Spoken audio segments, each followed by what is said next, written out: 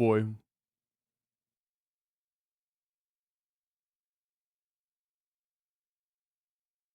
One sec, guys.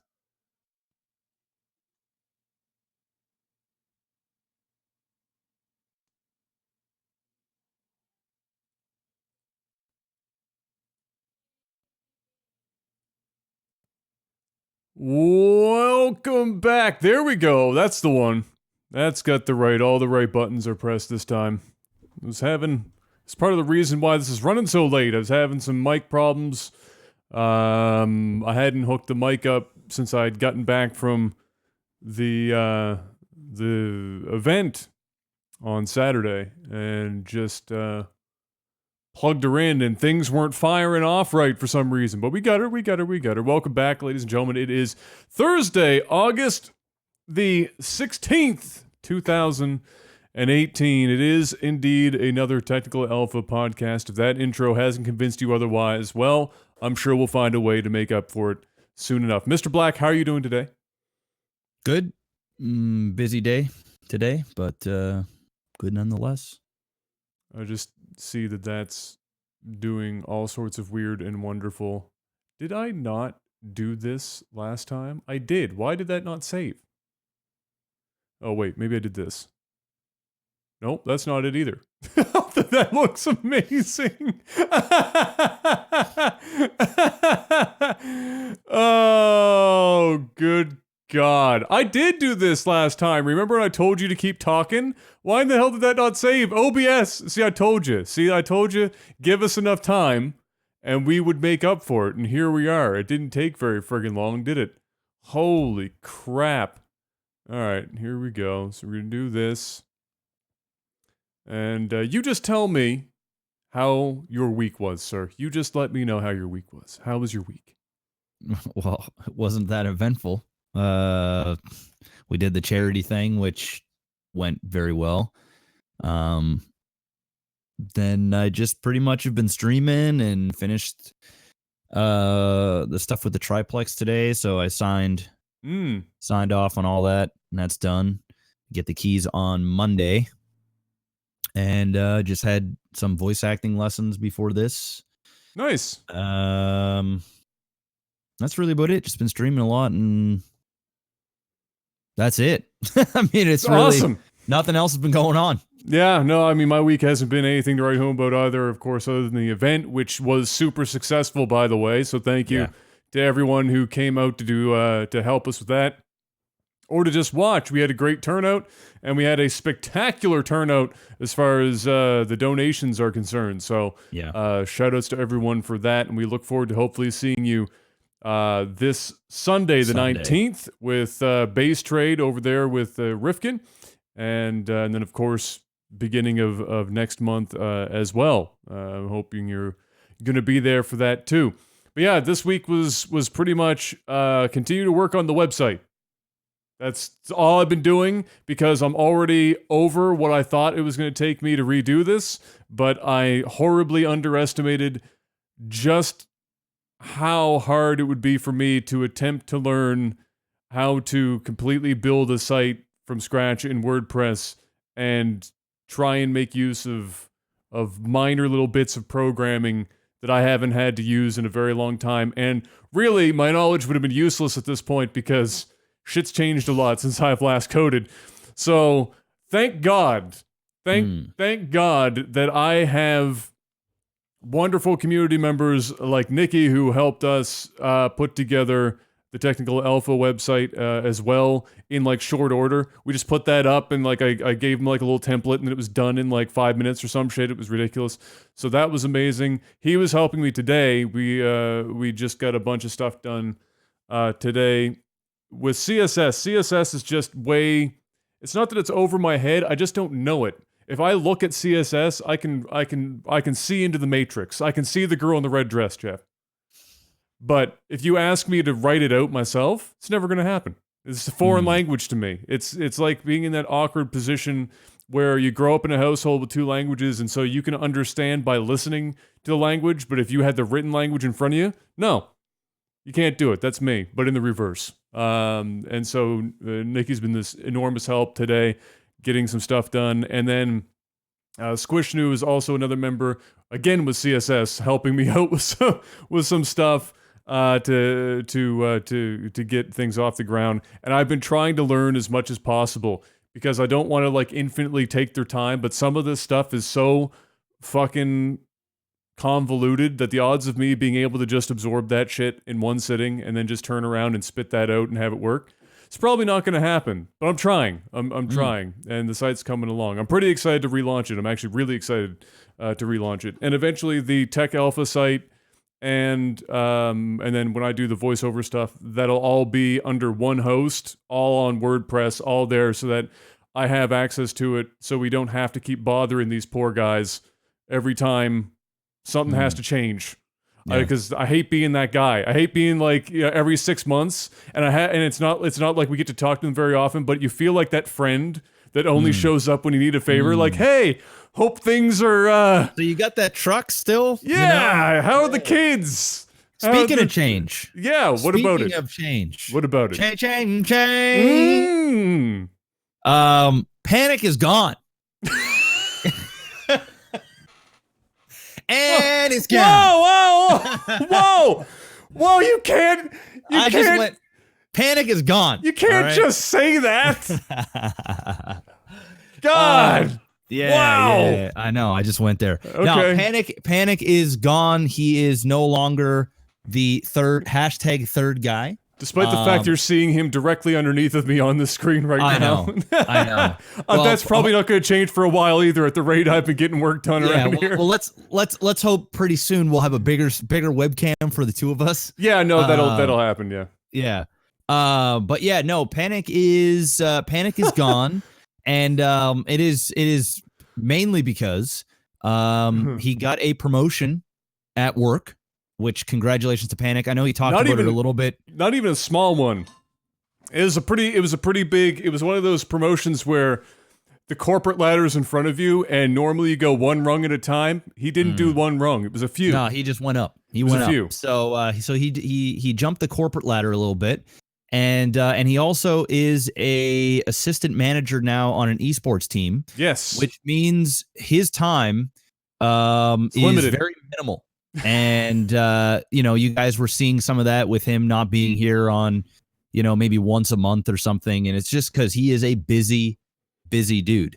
And this is Adam and I's livelihood. In fact, this podcast is a big chunk of our residual money that's coming in every month. So we are obviously very invested into this, and we want to not only make the podcast better, but we also want to, have some kind of consistent formula and format for you guys, which means we are going to be, it's going to take a little bit, but we're going to be setting up a new setup here in my basement, and we're going to have a round table. We're going to have a new fancy microphone. It's actually going to be the same as Adam's, so that we sound the same. Yeah. In terms of audio quality. And we're actually going to be at a round table. There's going to be a webcam set up. We're going to have a nice backdrop with my stuff there.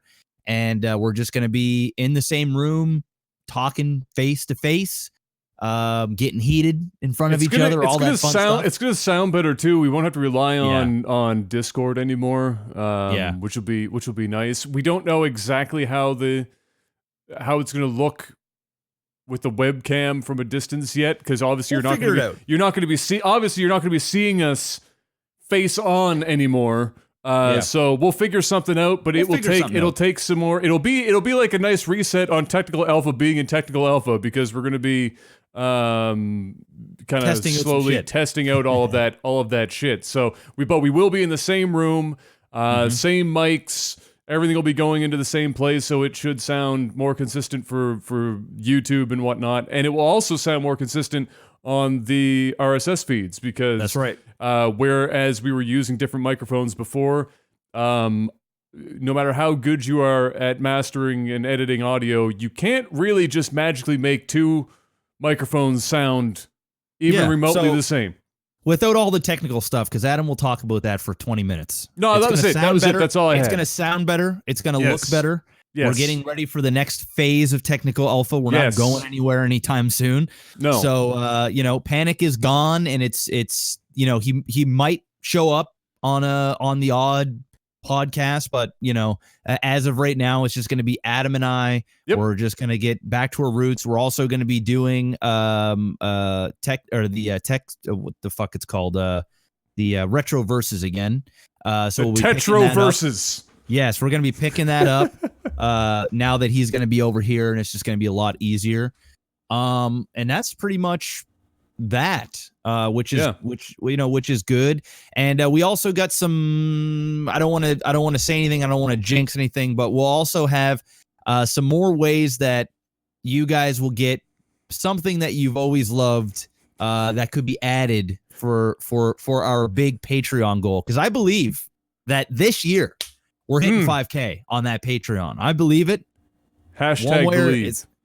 It's going up. It's going up. Someone is hashtag believe. So I believe we're gonna have some cool stuff. As of right now, we're doing a whole bunch of charity work. So once all that is done, and by that time we should have something set up and going. So big shout out to Panic for hanging out with us all this 70 time. episodes. 71. Oh yeah, 70 episodes. So he made it 70 weeks, which is pretty amazing. Yeah. And he was a great addition, but life is very busy for him, and there's other things that he wants to venture in. And so Adam and I are going to keep trucking, and Panic's just going to keep crushing whatever he's doing. And this feels like an old LAGTV announcing an announcement. That's if you couldn't announce announcements, social media would be useless. It would be useless. That is 50% of the entirety of social media is announcing the fact that you're going to announce something. That's right. And if that ain't some shit from 2018, well, it's probably from 2012. But we've got some good gaming stuff to talk about this week. Actually, that's a bit of a lie. There's not all that much going on, but I thought I'd try and jazz it up for the folks at home anyway. Did you see the headline that I just got tweeted out just like an hour ago, if that?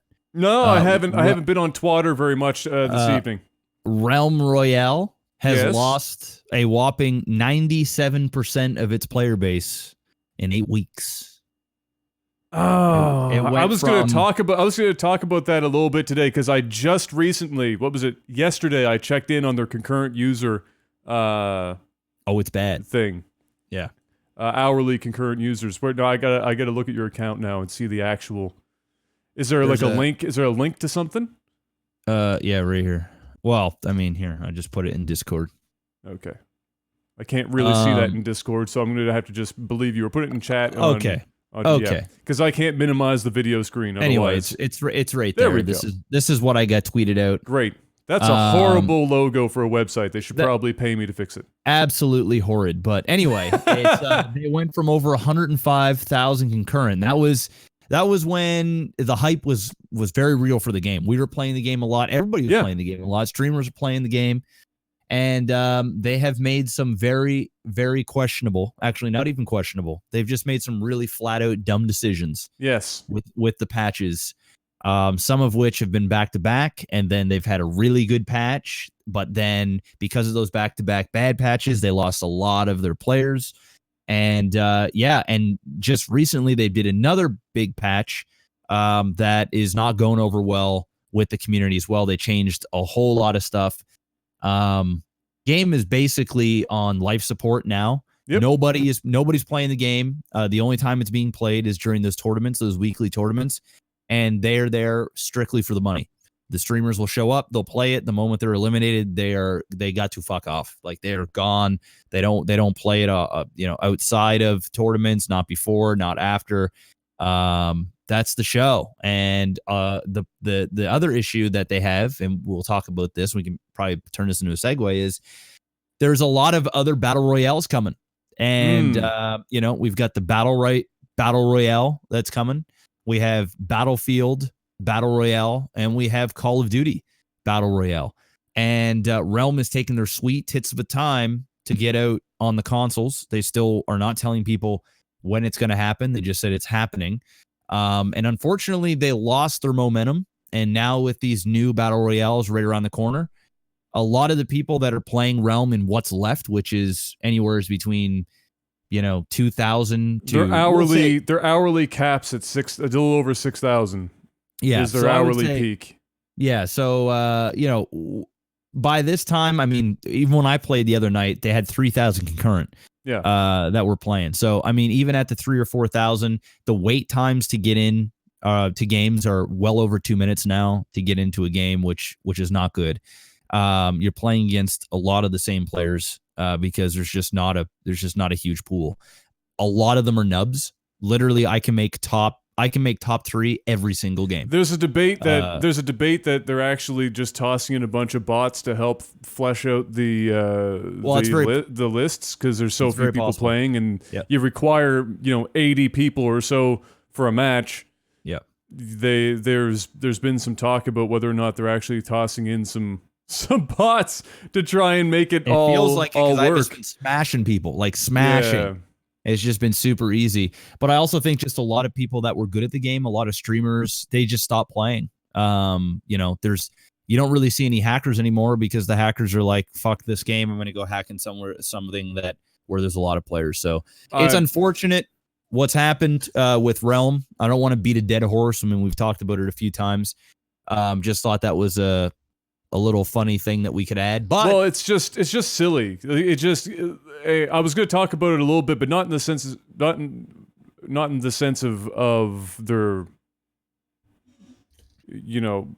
beating a dead horse, but in the sense of just watching how this last couple weeks have gone. Well, the numbers are going down, and they're just focused on these tournaments. You don't see them posting about anything else, and it's another great indicator that high res, honest to God, does not know what the fuck they're doing. They don't understand how the mechanisms of how their game is going to, if it will, survive. They don't get it. In order for a battle royale to even survive, you need a high player count just by the nature of the game, which they had. And then so you have to be very careful with what you're doing, because if the numbers go down, I appreciate you're in alpha, but you've got to play it gingerly, because your numbers go down and people start waiting 2 minutes for a queue. It's all over, but the crying. It's not even only about the patches anymore. It's the fact that nobody wants to sit around waiting for 2 minutes to get into a game. And now here they are. I just like I said, I checked in the other day. There's a guy that I stop in and watch on Twitch every now and then, who's pretty great at the game, smaller community. So I stop in, was watching, and his title was about the patch, and I saw you talking about the patch and him talking about, and I was like, what is this patch? And then I read it and I was like, oh, okay. And then watched him play, and I was just sitting there going, this is the same thing we've seen before. It's not getting any better. And so I went and quickly checked to see what the hourly concurrent peaks were, and it was peaking at 6,000, and the graph was just still doing this 45-degree angle kind of down, and now here they are, and just seeing them focus on the tournaments again, they really don't. They're fucking lost. They don't know what the hell they're doing. They're completely, utterly lost, and it's a shame, because they had something really good. They're done, and it's over. They're not getting out of this hole. It's time to go back to Smite. Yep, their best thing right now is if it comes out in console and they can get some kind of small concurrent player base, it will not translate at all to Twitch. So there's going to be no esport. If they do, it'll be like once every 6 months, and they spent all these resources getting to console too amidst all of this shit, and so like just money burning. If I was at the top of high res, the amount of people being fired right now would be it'd be a wasteland. It'd be glassed. The earth would be raised. Just there would be nothing left. The sad thing about it is they had the momentum, they had the viewership, they had everything, and they literally just burned money. They just burned it all. So much money. Just thrown out the window, just gone. They had so much money. They had Ninja stroking their dick. Oh my god! They had it going. Everybody was playing their game, dude. Everybody's playing their game. But anyway, it is what it is. Battle Right. There's a segue. That's the next one. There's a segue. You already got it. You were on this shit because you hit me up on Twitter about it when it happened. So I'll let you just spill right over into that segue about yet another battle royale entering the field. Meh. It's a huge meh. not overly interested. I saw the trailer. I thought the trailer was pretty boring. It literally looked like the Battle Rite arena, but just a bigger arena. It didn't feel grand. It didn't feel like I was outside and I had options. Is that mostly just because of the fact that by nature of the view of the camera, it could you're in isometric. Yeah. It's kind of hard to make you feel like there's a lot of options when you're just seeing that. Yeah. I mean, I'll try it out. I'm gonna assume it's gonna be free to play. Yeah, I would imagine. If not, then fuck that. Oh, they'll be dead anyway. Even though I own the game, I think. Yeah. The only thing that I like about it is it's not a shooter. It's basically a MOBA in Battle Royale. That's what it is. It's a MOBA Battle Royale. Which, once again, at least there's something unique about it. That's the only thing that piques my interest. Is it will stand out amongst the crowd, but how big can this thing really get? I mean, it's something tells me, dude, Fortnite is so huge. And PUBG is still a relatively big game, especially in China. There's no getting over that. And then you've got COD and Battlefield coming out real soon. There's a whole lot of I mean, you're fighting. Well, I don't think they're going after that crowd, though, because like you said, it's not a shooter, but it has the genre attached to it. The moment you put Battle Royale in the motherfucking title, I don't care if it's guns, if it's magic, if it's fucking a card game Battle Royale. It's a Battle Royale game. You're going after the free-to-play. You're going after the exact same audience that is playing Fortnite, just straight up.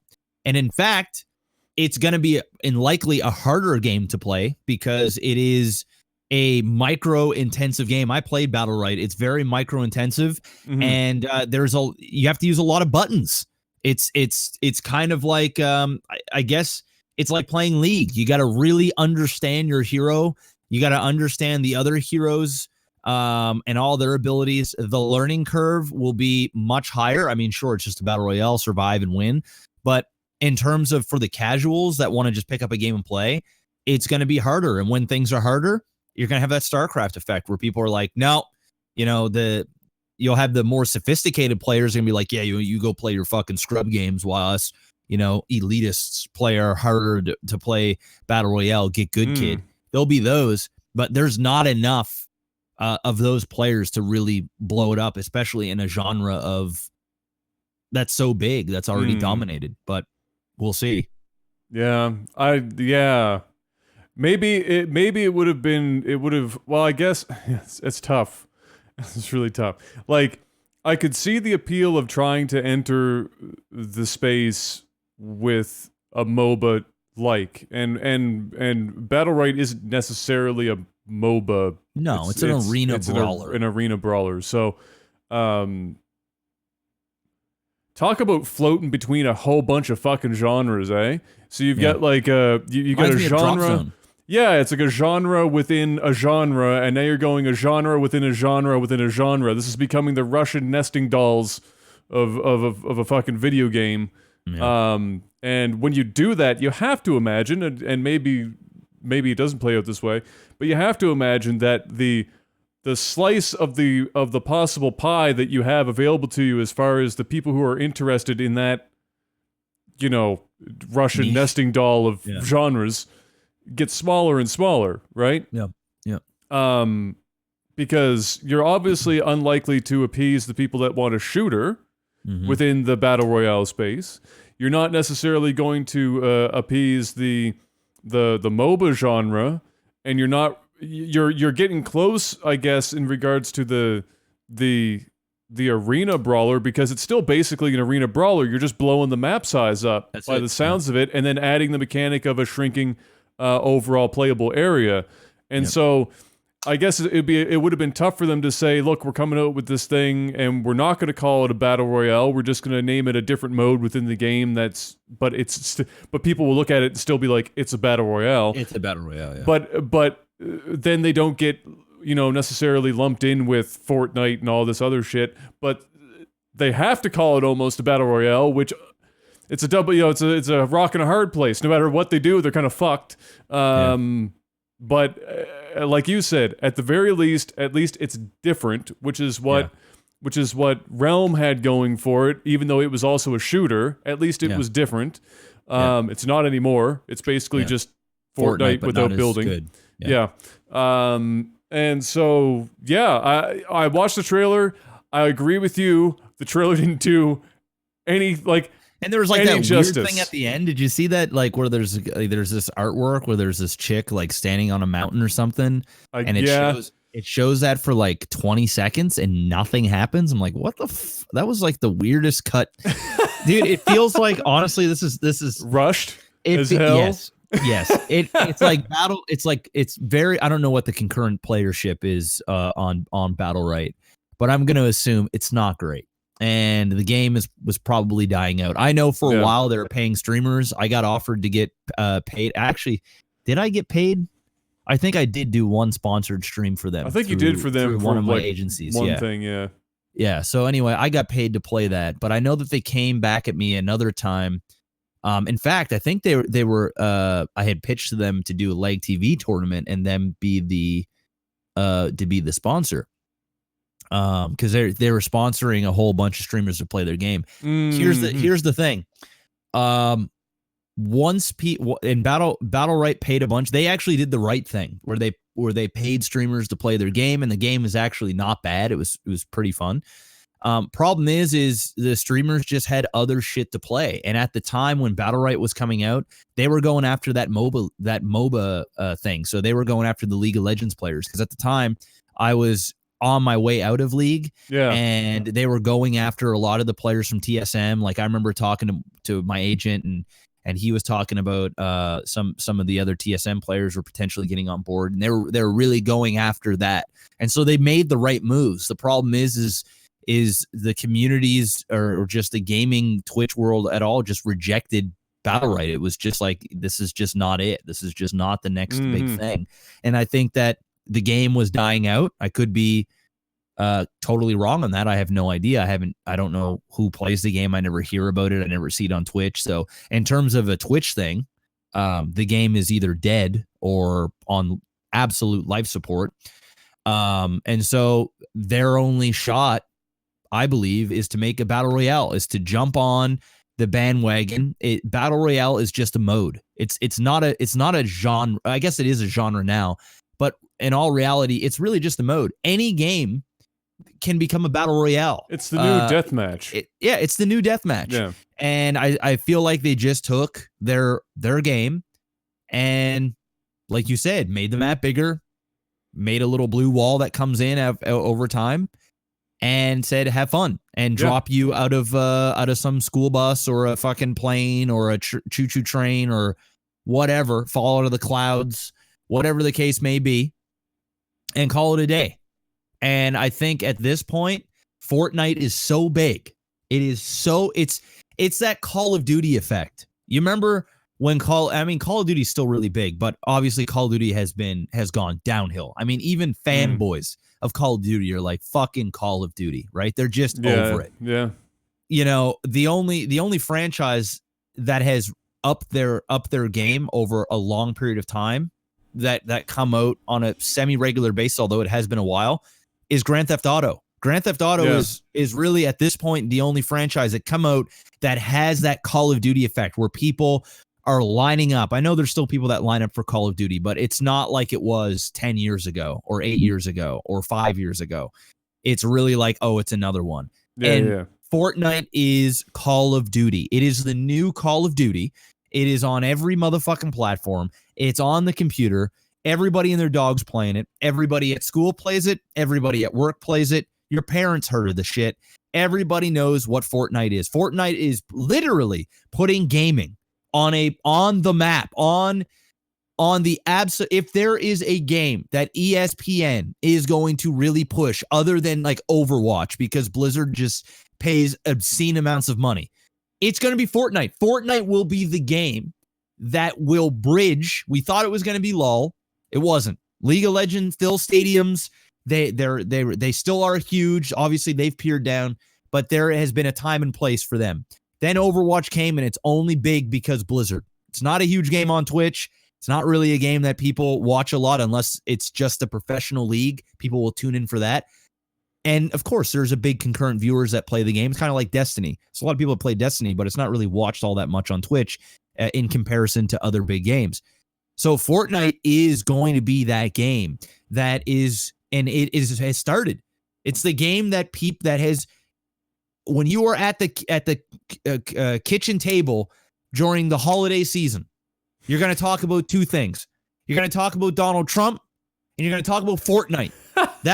That's it. And what a time to be alive. That's the show. What a time to be alive. Fortnite is so big that it's got that Call of Duty effect now, where any game that comes out in the genre is going to die to this game. Is back in the day, a bunch of shooters came out. What was that shooter? That futuristic shooter, Homefront? Was it Homefront or not Homefront? The other one, Titanfall. Titanfall comes out. Oh, Titanfall! Don't get me started on Titanfall. I'm so sad that game, because that game is fucking dope. It's dope. It's a dope game. It's a fun game. And then he released it between two of the worst titles to release it against. Exactly. Yeah. And when Call of Duty comes out, all of the shooters just there can be a place for them, but they got to know their fucking role, and you got to be damn good. Like, you got to not only sell well, but then you got to have a strong word of mouth. And you got to go through, if you're up against Fortnite, you've got to not only be a great game, you can't be like Fortnite, so you got to be different. And then on top of that, it's got to be so good, and it's got to have your favorite streamers playing it. It's really got to make an impact. It's got to have some hype around it, kind of like what Realm did. But then you got to have the follow through. You can't drop the ball at any point.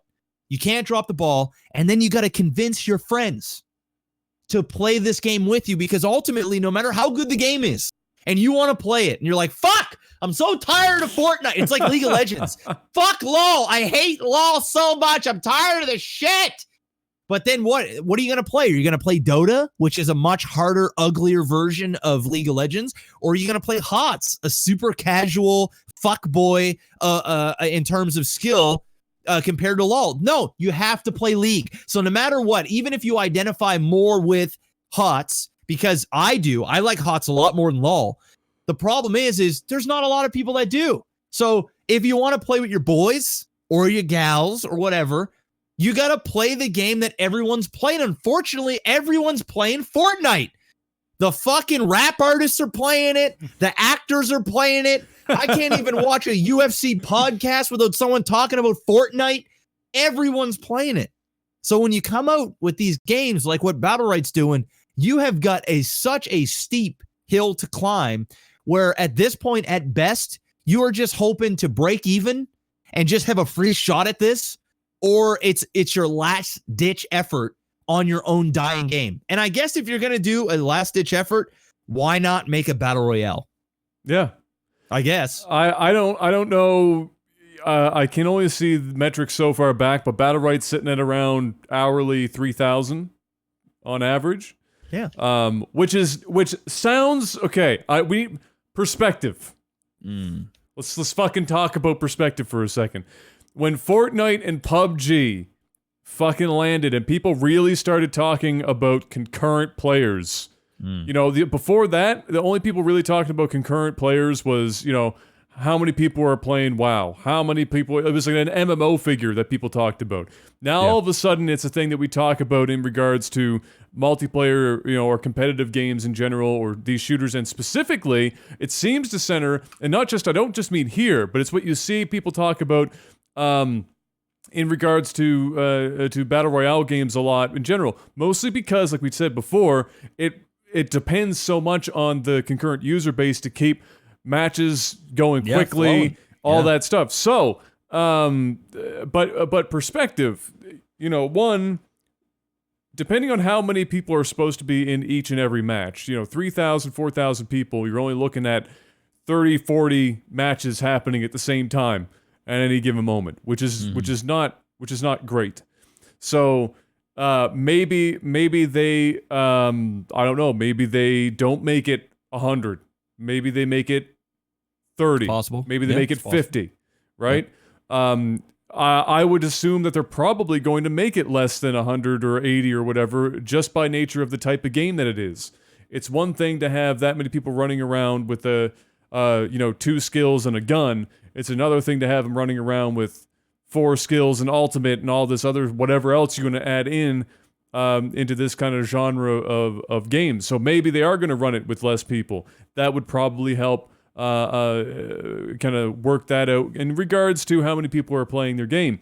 But for 3,000 to 4,000 people to be playing your game at any given time, if you are a regular competitive game of some kind, that's fine. There are loads of games that do perfectly fine with that many people playing it, because it ultimately means that there are still between 50 and 100,000 people that are playing your game consistently on a daily basis, right? Like that's a pretty good place to be.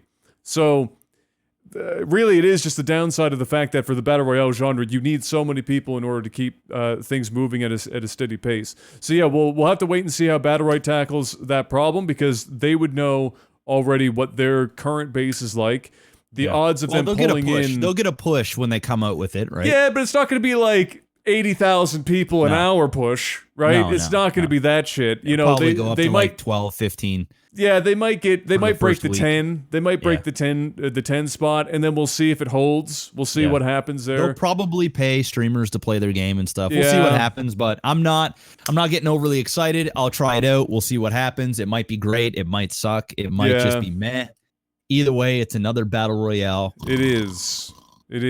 Snooze. Do you think there's a time coming where battle royale is no longer just flaunted as a thing, and it just becomes a mode? It's another mode, like deathmatch, for example. Yeah, I think it'll always be a thing. I just think it's always just gonna be called battle royale, right? I just think there's gonna come a time where it's not gonna be cool to make battle royales anymore, and it's already what I mean is instead of having your game entirely be based on that, you know, having a modified version of your competitive games deathmatch for battle royale.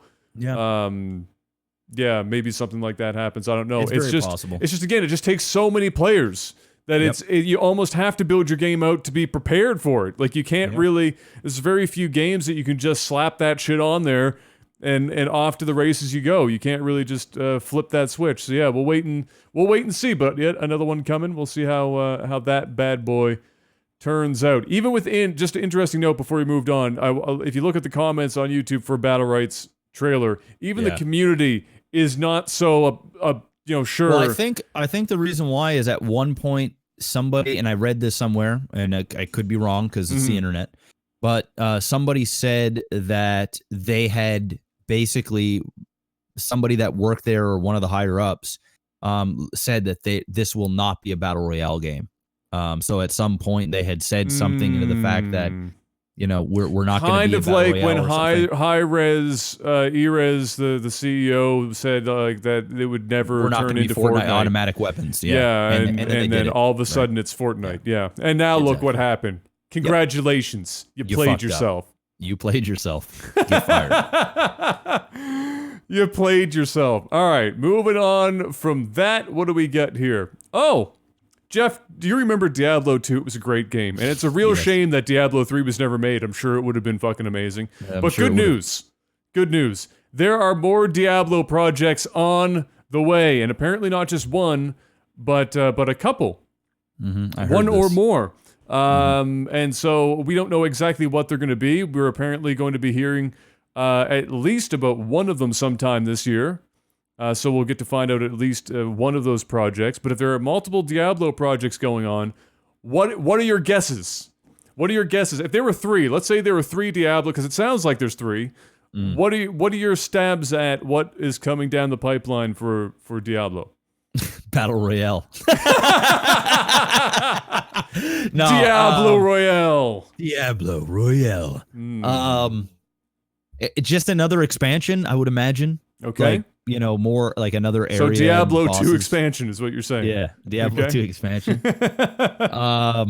Maybe the ability to have larger parties, which is very possible. Okay. And that's all I can really think of. That's it. I'm going with a mobile version. Some sort of mobile Diablo game is coming. That actually makes sense. Bigger mobile games are starting to really become a thing because phones are so freaking powerful now, computers. right? Yeah. We're seeing Bethesda do the Elder Scrolls thing. So why not a Diablo with on mobile? I mean, they already buggered the thing down to 4 buttons for console. So why wouldn't it work on a phone? So I'm going to go with that being a possibility. I think that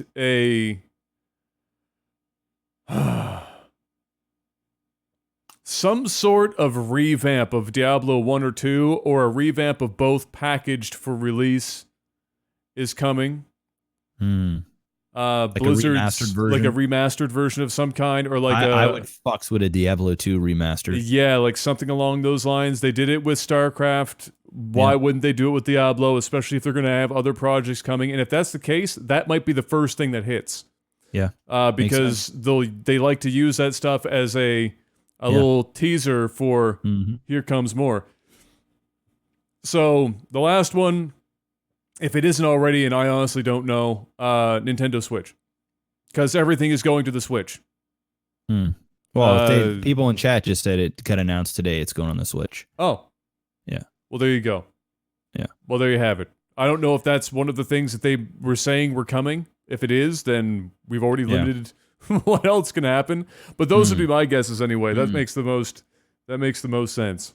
So what do you? Okay, so I was just thinking, like, I mean, I don't know how successful Diablo is. I honestly heard that the game has picked up a lot. It's pretty successful, and people playing it a lot. Yeah. It's just it's not something that's blown up on Twitch very much, but it's doing well enough that they're still producing stuff with relative frequency for it. Yeah. So do you think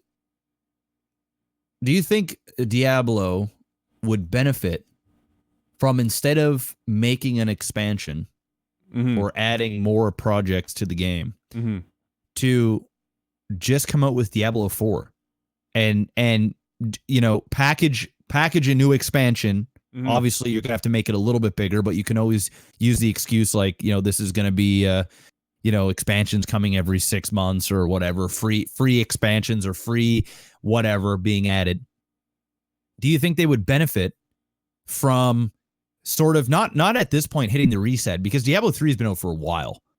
Oh yeah, it is. Yeah. Yeah, it's been out for a while. It is a mature game. Yeah, if they announced, you know what, instead of coming out with another expansion, we're happy to announce that we're coming out with Diablo 4. And this is going to be the Diablo 3 that you've come to love, but with X, like adding this or a whole new fresh take. Because I feel like if they did they would win me over, because I'm not about to go and re-download. I already own Diablo 3, but I'm not about to go and get expansions, download this, download that, and then jump in. I feel like I'm fucking way behind everything. But I feel like a lot of the players that they missed out on from their shitty release, that just had a bad taste in their mouth, or even people that just haven't played Diablo yet, that feel like it's too deep in now. If they come out with a Diablo 4, bam, would that help? Because I think that they would sell, obviously, to the Diablo 3 people, and it would be an opportunity for them to sell to guys like me to get back into the game and potentially hook me in, because ultimately Diablo is a great game. I just got turned off from how it started, and I just haven't gotten into it, even though I've heard from many, many people that the game got way better over time. Yeah, I would say absolutely. I would imagine. I think adding another expansion to Diablo 3 at this point is just dumb. They've been at the point now where they've been producing kind of a stream of end game content for people to grind out. So they have a system in place for those people. Like Diablo 3 has really become get to end game, and then here we're going to give you new content that mixes it up and allows you to go for new gear and whatnot, and puts that stuff out once in a while.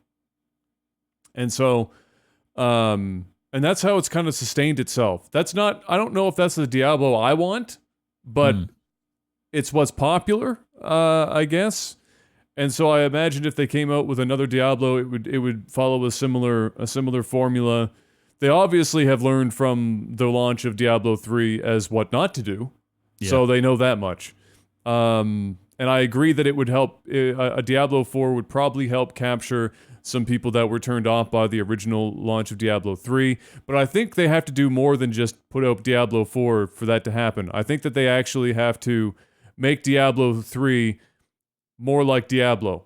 I don't think no matter how much, and that's a decision they're going to have to make, because I don't think no matter how much you want it to be like Diablo 2, they're never going to be able to go back to that. They have to understand that this is a new generation of people. ARPGs are picking up. They are more popular than they have been for the last while, and so there's certainly a market for it now. But would they want Diablo 2 or a modern Diablo 2 with all the fixes and all that stuff in instead of what people always called the dumbed down Diablo 3? And that's something they're going to have to, I guess, figure out. I mean, they have an audience as it is now, but if they relaunched it, would a wider audience give a fuck? I don't really know. Yeah, I was just asking. See, for me, so personally, I wouldn't give a fuck. Because I want a modernized Diablo 2. And I don't mean that in terms of a remake. I mean, I want the complexities of Diablo 2 with the polish of 2018. I want the lessons learned over time that takes the quirks and stupidity of Diablo 2, gets rid of it, and provides us with that, because the story for Diablo 3, it's gotten better to the point where now if you played it, if you're into it, it's pretty good, but it's still not Diablo 1. It's still not Diablo 2. And the feel of the game just feels off. When I went back, I think it was the second expansion or the first after the big change where the game finally started picking up, and I went back to play it some. It just doesn't fucking feel like a Diablo game. No, it doesn't. It just doesn't. It's got all this polish. It's another one of those Blizzard games where it's got all this polish, and it plays well, and it's fucking whatever, but it doesn't feel like Diablo. It just feels it's great. like it's great if you've never played the old Diablos and you're a new casual gamer that's into Diablo and you like it. But it is what it is. Diablo is doing good. Apparently, we'll see what all these are. I'm not excited for any of them because I don't really care, but it's interesting. I mean, Blizzard doing Blizzard. I don't give a fuck about anything Blizzard does really until Warcraft 4 comes out. That's it. Yeah, I just don't fucking care. If I see Diablo 4 before a Warcraft 4, I want to fucking slap some people in the mouth. Just open hands. Well, I mean, the problem is RTSs are just not I get that. It right now. It doesn't make me want to not slap them in the mouth anymore. I know. I understand financially it would be absolutely one of the dumbest things you could possibly do. I didn't even know my air conditioner was on that whole time. But at the same time, it just feels wrong that it doesn't fucking exist. I have to. If there was somebody who could make an RTS work in the year 2018, if they had a chance to start from scratch, it's Blizzard. Yeah. And so, I have faith someday. Someday it's going to happen. But there you go. Diablo, more of it coming this year. We'll find out what all of that is eventually. In a similar vein, BioWare has been hinting at more Dragon Age projects and more Mass Effect projects. Not that should be shocking. It's just perhaps how quickly some of this stuff has started to come up, even from them as like a teaser that they're thinking about or working on some of these things. Also, they confirmed that they're working on some more. This actually surprised. This part did surprise me. That they're confirming that they're working on more Star Wars: The Old Republic content, which is their MMORPG that made everyone angry because it wasn't Knights of the Old Republic 3. I didn't even know that game was still going to the point where it would make sense to make more content for it. I guess it is. I haven't heard anyone mention that game in a really long time. Yeah, it's a while. It's been a hot minute. I think it might be just because the movie stuff. I think there might be some sort of tie-ins with the movie, or not even the movie, but with the TV show that's coming with the Old Republic. But who knows? It could be just a play for that, where they're going to put some lore in there or some canon in the video game. It's very possible, but I'm with you. I don't know anybody that plays Star Wars Old Republic. Game died a long time ago, but sure. I can definitely see the Mass Effect and Dragon Age. I like Dragon Age, although I haven't played a Dragon Age game in a while. And you Mass probably Effect, played the first one, and then that was the show? I played the first one, and then I think an expansion, or maybe it was the second one. I think I played the first two on the Xbox 360.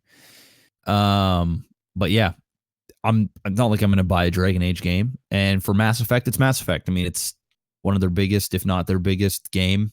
So although the last one shit the bed, that was such a gong show. That was so depressing to watch. Watching one of their flagship series that were one of my favorite video game franchises, and then having them go, okay, how about we give this to the B team?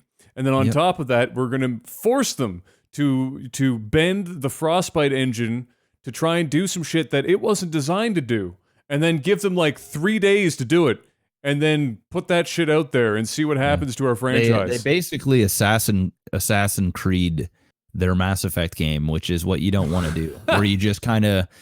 where you just basically take the same game slam again, it together, slap it together, and get complacent and think that everybody and their dog is going to run out and buy it. And unfortunately, word of mouth got around, which hurt them. A lot of people did run out and buy it, but then a lot of people ran out to their garbage can and threw it in there. And now they've got an uphill climb. The good thing about when shit like this happens is you normally get a second chance. Mass Effect is not dead. No, Mass Effect, it still has an opportunity to be a massive franchise and continue to go for the next, decade if it really wants to. The hurdle that they got right now is they need to not fuck this one up, because when you go back to back, it's almost game over, right? Your credibility goes down the tubes. Yeah. Your people are just over you. If there's any other franchises out there that are similar to Mass Effect, that are good games but got overlooked or wasn't celebrated enough because Mass Effect was so big, they're going to start to take that thunder away, and you're just going to lose the good grace of people that are spending their hard-earned money to run out and be excited about this. It's kind of like the Star Wars thing, right? Star Wars comes out with Episode 8. Sure, the critics loved it. Audience members sort of right down the middle, or even a little bit less than that, maybe 30-40% really enjoyed it. The others super pissed. But that's not to say that people are not really excited for Episode 9. And the main reason why they'd be excited for Episode 9, and the main reason why they'd be excited for Mass Effect, is because they are now hoping that there's been a hiccup. They fucked up. It was terrible, but and the people's eyes is, can it get any worse? It's got to get better from here. And hopefully they learn from their mistakes and they come back even stronger than they did before and really blow people away. A lot of the time, it ends up just being okay. It ends up being better than the last one, but not to the fandom of what it was before. I hope that Mass Effect doesn't do that. I hope Mass Effect comes and fucking crushes it. Comes out and just gets people falling in love. I'm not a Mass Effect lover, but I always like good sci-fi games, and I like, when big companies do great things. There's really not that many great. There's like story-driven sci-fi games that exist. They just aren't. Yeah. So we'll see what happens, man. I hope they don't fuck it up, but it's BioWare. They could fuck it up.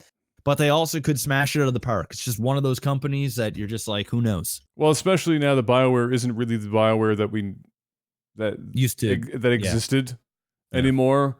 It's not the BioWare that had all of the rapport of the community for all those years. It's pretty much completely stripped.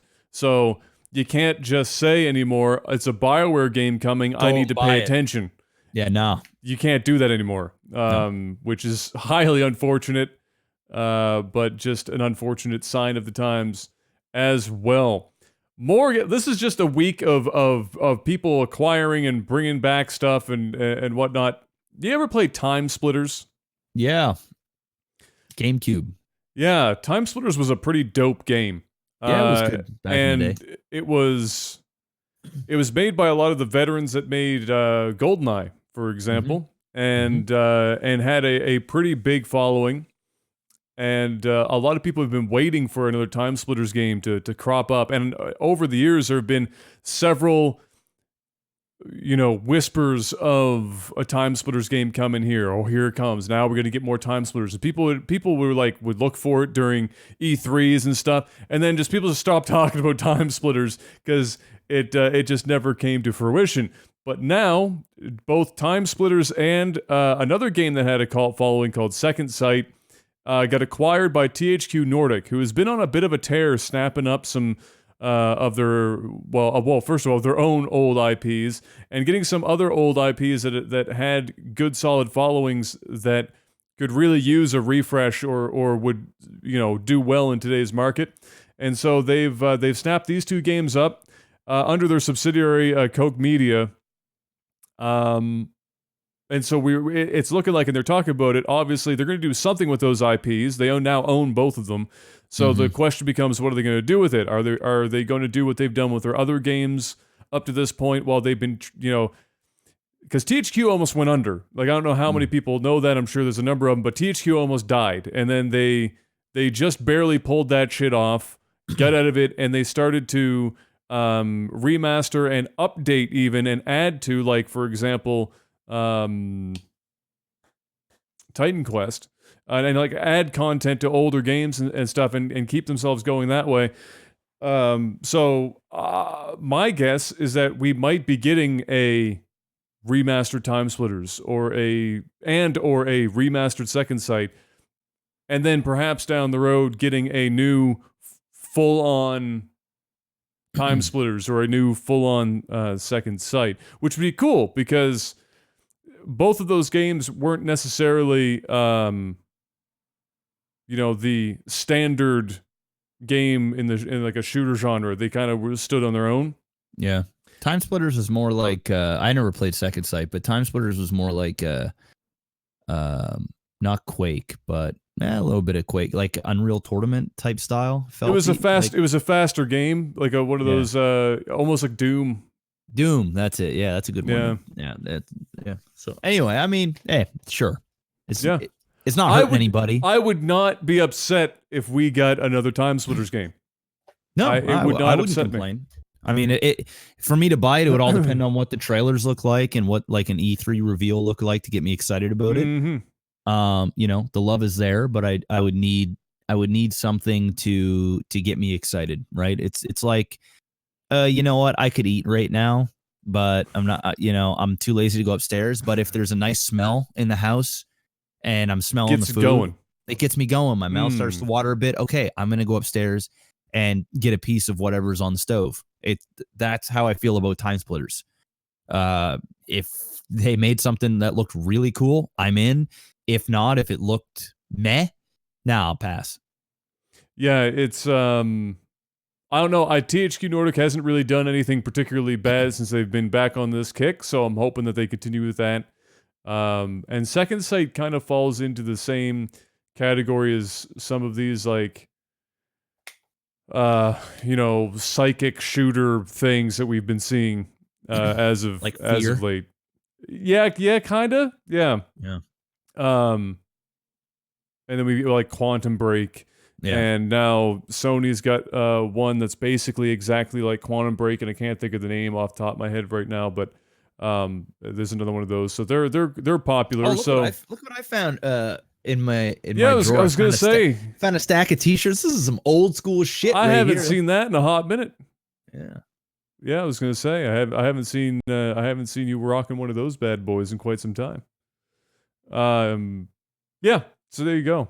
Cool. THQ Nordic continuing to do well, and I'm happy for it because I'm just tired of seeing old, developers that I grew up on that have so many games that I loved growing up dying. I'm just getting tired of that shit. I really desperately do not want to have to see every fucking game just be slapped with like EA and Activision and whatnot. I need some variety in my fucking life. I need something more than just the usual fare. Monster Hunter World. I've got some news about that for those who are interested in it. It's a pretty popular game these days because of the PC release. But they made some interesting choices. I think we talked about briefly when it released for the PC, whereby there were a lot of things that you couldn't turn off or modify in the graphics that just didn't make any sense why it would be on the PC that you couldn't turn it off. Things like depth of field or motion blur, things of that nature that really, honest to God, nobody gave a fuck. Everyone just get rid of it. Nobody cared. Get rid of it, and it would, you would think it would also improve performance, which was also a bit of an issue. The game is a bit of a hog in terms of power. And so modders, despite the fact that it was originally thought that it was going to be pretty hard, if not impossible, to mod the game, somebody did it. Somebody figured it out, and now there are a couple of mods out for example, if you plug in or you're using a DualShock controller or a Switch Pro controller on your PC, you had to go into Steam first, register the controller through Steam or it just wouldn't work in the game, and then the game would always show you Xbox controls, no matter which controller you were using. So they've modded it now so that you can choose a file for if you're using the DualShock controller or your Pro controller, and it will change the buttons in the game for whichever one you're using, which sounds small, but that is super fucking useful so that you're not constantly trying to, it's like translating another language on the go. You're looking on the screen, it's telling you one button, you get to fucking figure out another button in your head, so that's pretty useful. And then somebody also found out a way to get rid of the motion blur, the depth of field, and the vignette effect as people are waiting for the official patch. And there's another couple of other things that are modded there. You can go and I'm sure Google food that if you wanted to take a deeper look into it. But a lot of people have been waiting for that. And I'm sure the biggest one that people would want modders to figure out is getting rid of the mouse smoothing, because the mouse controls are not one-to-one. They're not raw mouse input. So like you can sweep your mouse and it's like delayed and slow and smooth, which is the worst feeling in the fucking world when you're on PC. So hopefully that gets sorted as well. And hopefully all of this stuff gets patched into the game so you don't have to fucking mod it. That would be ideal. But if not, at least for now, the modders have your back and you can go and snap that stuff up. Probably the biggest news about a news thing this week was IGN getting caught red-handed. Or I shouldn't say IGN, but a guy a writer for IGN, got caught red-handed, basically almost word for word plagiarizing a Dead Cells review off of a small YouTuber, goes by the name of Boomstick Gaming. By the way, I watched the review. Not bad. Wasn't a bad review. It was well done. Good enough that this IGN guy decided to basically rip the whole damn thing off. It was one of those situations where it was like, remember when you were in school and you went to and you had to you were like, hey man, hey, I forgot to do my homework. Can I copy your homework? And then the person goes, yeah. Just make sure you change it up so it doesn't look like it's mine. Yeah. That's basically the process that they went through. They took it and then they changed a few words, barely, and that was the show. And then this guy went on like Twitter, was talking about how proud he was because he did all the editing and all like the video, work for it and everything. He was super proud of his review and whatnot, the editor for IGN. And then the YouTube guy, the Boomstick Gaming, somebody tells him about it. He's like, hey, this sounds an awful lot like your review, bro. Maybe you want to take a look at this. And so he does. And he's like, no shit. And he did a video. I don't know if you saw the video, but he did a side by side where he plays one, plays the other, and goes through. And it is fucking uncanny. Oh, he copied it. Yeah, I watched it bad. too. I even watched another YouTuber like break it down. Yeah. And the funny thing is this guy, this writer, came and made a YouTube video himself and basically said he didn't plagiarize anything. He said what he does and what all reviewers do. So he painted it like all reviewers do this. That he went to other reviewers and listened to their reviews and then took what they had to say into consideration when writing his review. When ultimately, man, nobody does that shit. When you do a review, it's your thoughts, right? It's you play the game, you write it out. Now you can listen to what other people. You can see sort of what they thought and then use that as a reference within your review. I literally do the polar opposite of what he just described. And a lot of people do that. He was just making up excuses. He's just making shit up. Yeah, when I review a game, I go off the radar. I don't look at a review number. Nothing. Not even just read the review. I don't look at the score. I don't want to hear what Metacritic's saying. I don't give a fuck. I want to hear nothing so that when I write my review and put it out, it's reviewing it, because whether or not you think that you're not going to accidentally, pull influence from what other people, you will absolutely fucking do that. Second nature. Yeah. Man, that guy's fucking high as a kite. Yeah. So anyway, he got fired. He got fired. He's gone. Well, he challenged them to look for more he's like, yeah, but you can't find any other examples. And then somebody just went out and it was just apparently they were just pulling more and more and more. And then that's when IGN was like, all right, bye-bye. We can't explain this away, so you're going to have to go away now. And they're in the midst of rewriting a lot of this guy's reviews and redoing video reviews of games he's done because they have to. Yep. Otherwise, they look like an asshole. And I don't blame IGN necessarily. It is literally impossible for a site of that magnitude to have the editor-in-chief, even for within a regional area, because there's IGN Australia, for example. I think there's a couple of different IGN locations. For them to sit down and to be able to know with certainty that what they are receiving for review copy and voiceover isn't isn't pulled from some other source. They're not sitting down watching every review and reading every review on the internet. No. For these games, so it's not their fault. It's not their fault, and the internet will tell you. I mean, the internet will fucking tell you when it's blatant, do it for you, right? Yeah. They'll do it, and that's what happens. So that guy's done. Somebody else will replace him and do a much better job and rip the dream. And that guy's likely his career. Yeah. Oh, no, nobody's going to bring him back. No. Nobody's going to want to listen to that guy or read that guy, take him seriously anymore. They're gonna because they'd forever be questioning whether or not he wrote it. Yeah, you've done. You only get one shot at that. That's it. You break that. That's usually the show. And that's the show. So there you go. Again, that's another example of congratulations. You played yourself. Mr. Black, hit me up with the sound of movies and TV. Movies and TV. I went to see Christopher Robin. Did you? Yeah, this week. Yeah, I saw it on Tuesday. I'm not gonna lie, that was a fucking good movie.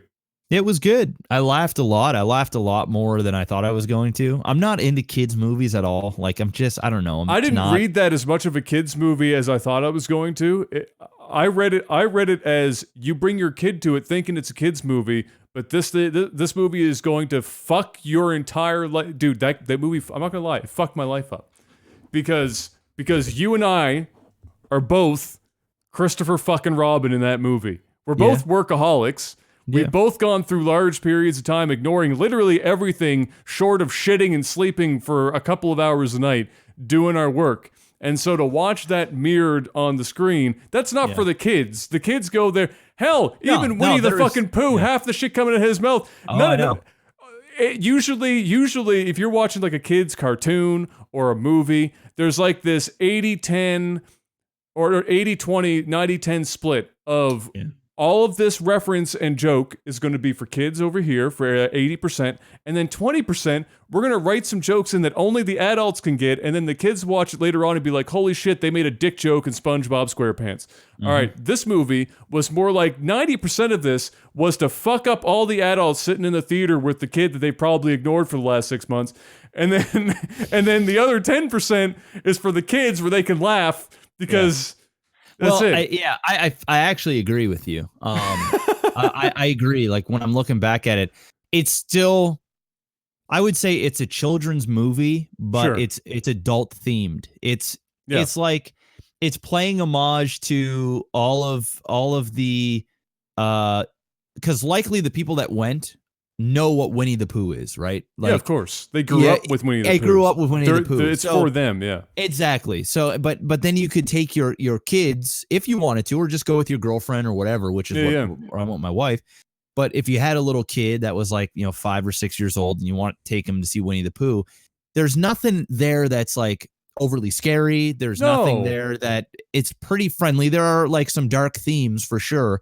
But it's stuff that'll go over the head of the child and it's there for the adult. But while it's doing that, there is still a lot of like a lot of children themes as well about like love and adventure and imagination and then there's like some darkness and there's a bit of a scary scene in there, but it would be scary for kids, but for adults it's more of like a metaphor for what's really going on in your life. But you know what I liked about all that, and what you're saying is absolutely right, and this is what Gabs and I were talking about when we left the theater, was that it was a kids movie, but those themes and stuff and those examples that you just gave, they weren't hit you over the head blunt throughout the entire movie. They were there, and we could recognize that the kids aren't going to fucking see it. Which is normally in kids' movies, even the kids are going, I learned a lesson today, like, because it's so fucking obvious, right?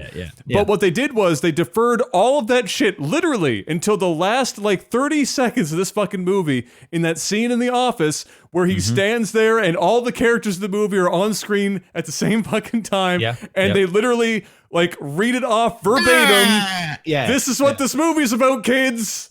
Listen up, because the whole rest of this movie is for your parents watching it. Now we get to talk to you for 30 fucking seconds. And then they just go through the whole thing. So yeah, it was there, but that's what I really liked about it. And I wish more movies were like that, because it assumes that kids are, when they don't do that, it assumes more intelligent too, right? That kids aren't intelligent, right? And kids are pretty fucking smart. Well, and ultimately it is a kid. Now that I'm really thinking about it, it's not really a kids movie. No, it's an adult movie that you can take your kids with to. Adult themes that you can take your kids to, right? That your kids are not, because there's cute little teddy bears, and Tigger's funny, and he's and he's got a little lisp. I really like the art style that went with it, though. Made them all look like stuffed animals. Some of it was like, some of it was iffy because it was practical. I saw like a little documentary on some of the scenes they're making, and it literally is like a teddy bear. Like it's like a teddy bear, and then they CGI like some mouth movements, and some of it's like literally puppet. Depending on the scene. But yeah, it was cool how they did it. Some of it did take me out because some of it did look a little bit like a stuffed animal. Yeah, of course. And there were times where, Winnie the Pooh needed to become a stuffed animal because he didn't want people to see him talking. Yeah, get a play nap time. Exactly. But there were scenes where it was just him and Christopher Robin, or him with other puppets or stuffed animals that literally look like stuffed animals. I'm like, some of it. The other part that I didn't like, so there's only one, I did enjoy it. Like, I would give it like an 8 out of 10 for just a good time at the movies. And it was like, it was touching. There was like a few cute parts, and it made you think about things and stuff. And that was cool. And I'm not a parent yet, so I didn't have that emotional level of having a child and, being absent. But I totally got it. With the theme that they were going on, I could relate to it. But the thing that irked me the most of it, and I still am not overly happy with how they did it or why. I'm interested in what this is. I'm trying to figure out what it would be. And it's a big thing. Okay. It's a really, really big thing. Okay. Is when I watched Winnie the Pooh growing up, right? Because I watched it was a little bit old for me. Like I remember seeing it. It was more of my parents showing me it, and I did watch quite a bit of the cartoon and stuff like that. But it was like if I was say 35 years old, I'd be all over Winnie the Pooh, right? Yeah. But I'm 31, so I still got a lot of it. But what I got out of Winnie the Pooh, and I like Winnie the Pooh, is when Christopher Robin was out in the woods and doing his thing, and he was in whatever it's called, the 100-acre wood. The 100-acre wood. Thank you. Yeah. I always envisioned him on an adventure, and it was all his imagination. So he's out in the woods playing with his pretend friends, his pretend bear, his pretend piglet, all this stuff, Tigger, like a random tiger, all these weird things and all these animals that are coming together that normally wouldn't come together, just because of the food chain and other things where they just don't get around. Yeah. And I always imagine Christopher Robin hanging out in a tree himself and playing pretend. And that's what kids do, is they use their imagination, they play pretend. But then when I'm watching the movie, people actually see this teddy bear talking and running through traffic, and people are, you see pedestrians going, did I really just see what? Yeah, of course. Of course. I thought that I won't say it took me out of the movie. I was just disappointed that it wasn't what I thought the whole time, and maybe that's just a thing that they had to do for a movie. I think that was what they did. It was just a movie decision that they made. Yeah. I don't think that this means. I mean, even in the movie, Christopher, when he first sees, like, he goes into this, Winnie, he literally goes into a tree, and he's in this, when he first sees him, and he's questioning why he's like, I've lost my mind. Because even for Christopher in this movie, he was thinking that this was all just imaginary friends that he had when he was a child and whatnot. And then he has this moment where he's got to, like, bridge the gap. I think it's just what they decided to do for that. Other people saw it. Like, it'd be one thing if nobody else saw these stuffed animals or these animals. Yeah. Then I'd be like, okay, this is Christopher Robin. Like, his family went and blah, blah, blah. I don't want to give away the story, but and now he's trying to find his own way. Like, he's super stressed out, and he's going back. He's being a child again. He's reliving his childhood, and and whatever. He visits home. I think that part and was goes for the kids. I don't know, but either way, other people were seeing it, and that's the part I didn't like. I was like, hey, they could have done this movie, and it was all for comedic effect. Like, there's no other reason why anyone else besides his daughter. Right. Yeah. If there was a moment where his daughter was going through the same thing that he was going through or whatever, I don't know. Right. Or maybe his daughter never sees it. Maybe he gives a stuffed animal to his daughter or whatever. I don't know. But I'm not a Hollywood writer. But the way that they did it, it was all for comedic effect. It was, oh my God, Winnie the Pooh, or there's Tigger bouncing around in public, and somebody saw him, and they're saying, did I really see him? I think the bridge they had to try and cross there was that, one, if they're going to do a movie about grown-up Christopher Robin, if all of these things, if nobody is going to see or interact with them other than Christopher Robin, Christopher Robin's a fucking schizophrenic. Well, I know. I get that. And I totally get what you're saying, but there could have been a more creative way that they could have done this. I guess. I think part of it was also to get across the idea that your imaginary childhood friends are like based in reality or kind of thing. And again, for the kid, hashtag for the kids. That would be one of those things for the kids where, you're going to have kids watching this probably with their parents who are at the age where they still might have imaginary friends. And it's like Santa Claus is still real. My imaginary friend is totally a thing. I just found it weird that he could go into a tree and be in a 100-acre wood, and next thing you know it's dark and gloomy. Well, it's like Alice in Wonderland. Exactly. So if they would have done it like that, where he takes his kid into the tree and there's some sort of magical thing that happens with the honey going down and hitting the picture, and then there's the Disney effect happens, and it's I think the tree music. Well, I think the tree is literally the mirror from Alice in Wonderland. Yes, but the problem is they came out into his world where then people were physically seeing this when it should have been more of an intimate thing. of magic that nobody else sees except for maybe him and his daughter and at most his wife. Oh, so you And want they everything went through you this want journey everything in the together. movie except for the fact that instead of Ben Everybody- coming that other- out, Exactly. it was the reverse where the whole family had to come into the tree instead. So everything Yes. happens in 100 Acre Wood versus everything happens in London. Exactly. Okay. That would have been a better. It would have felt Yeah. better for me. Just wouldn't have felt a little bit like, oh, there.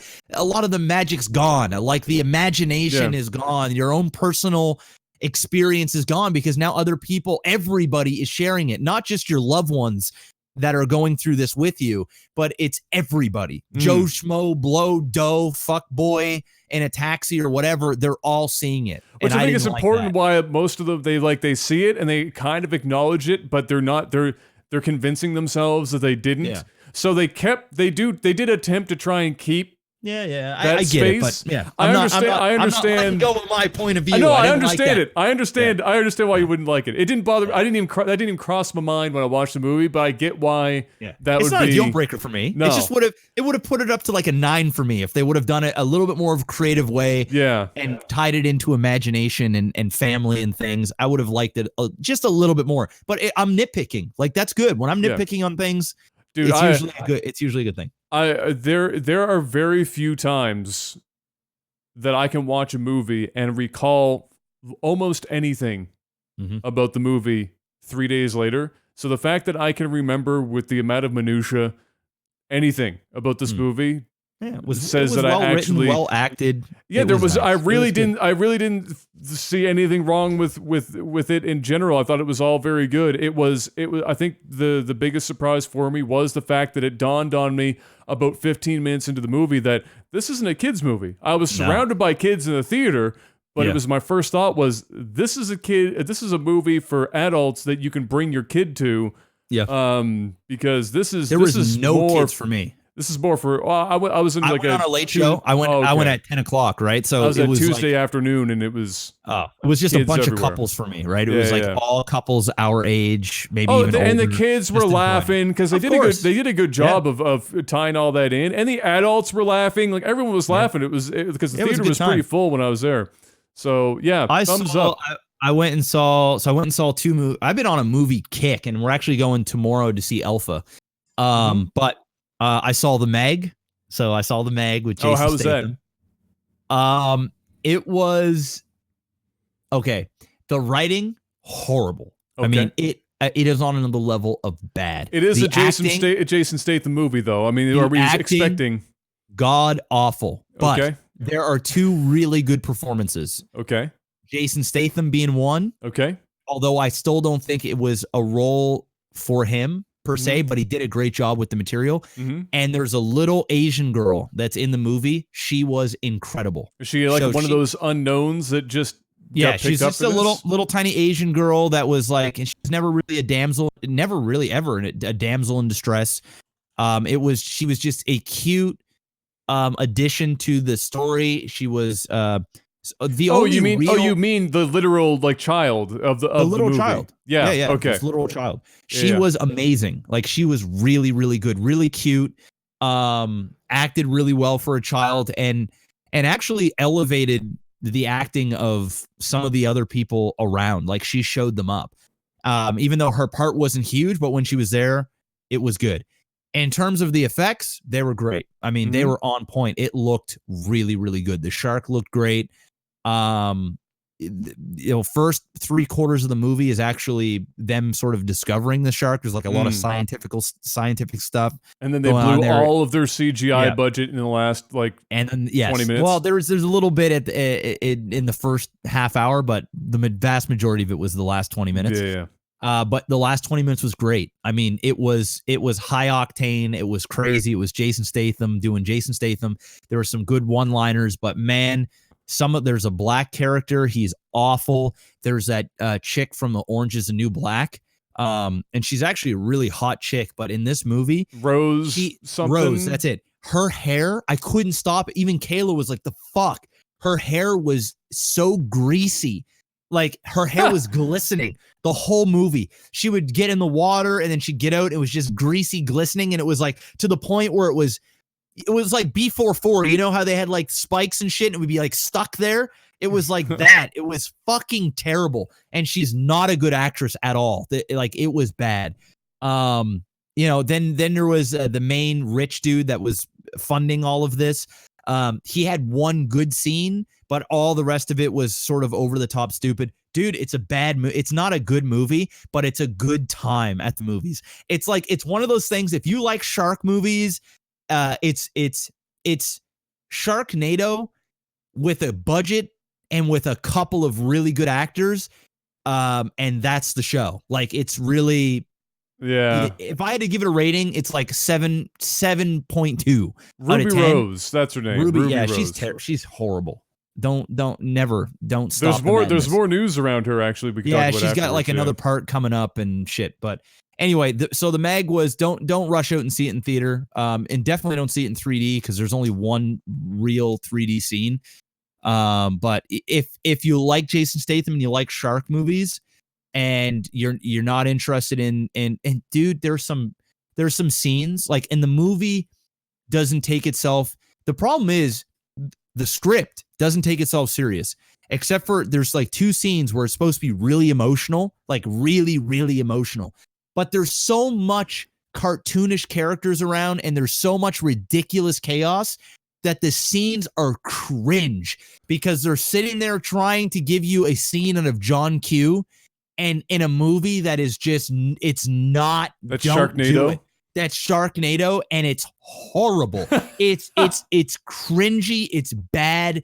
It does not do itself any justice. So, if you just want to go and have some mindless popcorn fun, and there are some cool, and it's PG-13, so it's not overly bloody. It's not overly gory. They do a lot of those like Jurassic Park things where if somebody's getting eaten, you kind of see it. Yeah, you kind of see it happening, but then it cuts before it gets the good shit. A limb might fall onto the ground and like in view, or like a blurry. Yeah. Exactly. If it was rated R and they could have done some crazier shit, then it might have been cooler. But for the most part, it's okay. Then I also saw crazy rich Asians or something like that. Crazy Rich Asians. Yeah, that's it. Yep. Awesome. Okay. It was awesome. I've heard that it was a pretty good movie. It's really fucking good. Yeah. It's a good rom-com. Kayla wanted to see it, and I went last night by myself because we're gonna go see Alpha, and I want to see Alpha, and we want to see that more than this. Dude, the movie is really good, and there's this Asian chick in it. There's like a comedic relief chick, that plays the daughter of the Asian dude from Hangover. What's his name? Chu or whatever his name is. Whatever. He's a doctor as well. She was amazing. Like her comedic timing. It's better than anything I've ever seen Melissa McCarthy do. It's better than anything I've ever seen Amy Schumer do. We're not setting high bars right now. It's better than what I've been seeing Tiffany Haddish do. Like she's like a big up and coming. She's got a bunch of movies coming out. But this Asian chick fucking crushed every scene she was in. And if anybody's seen the movie, you know exactly what I'm talking. This is a good date movie. It's over the top because they're super wealthy family, but they do a great job at grounding them and making you feel for these people. Because, when you've got money, it's hard to feel for people that got a bunch of money and it's like, oh, boo-hoo, you're a fucking bajillionaire and you have like 15,000 cars and you've got like, 30,000 square foot mansions and you're super celebrities. Like, oh, how tough is your life? But they do a great job at grounding it down and bringing it down to earth. And there's just some really good scenes in the movie that not only makes you feel good, but there's some sad scenes in there.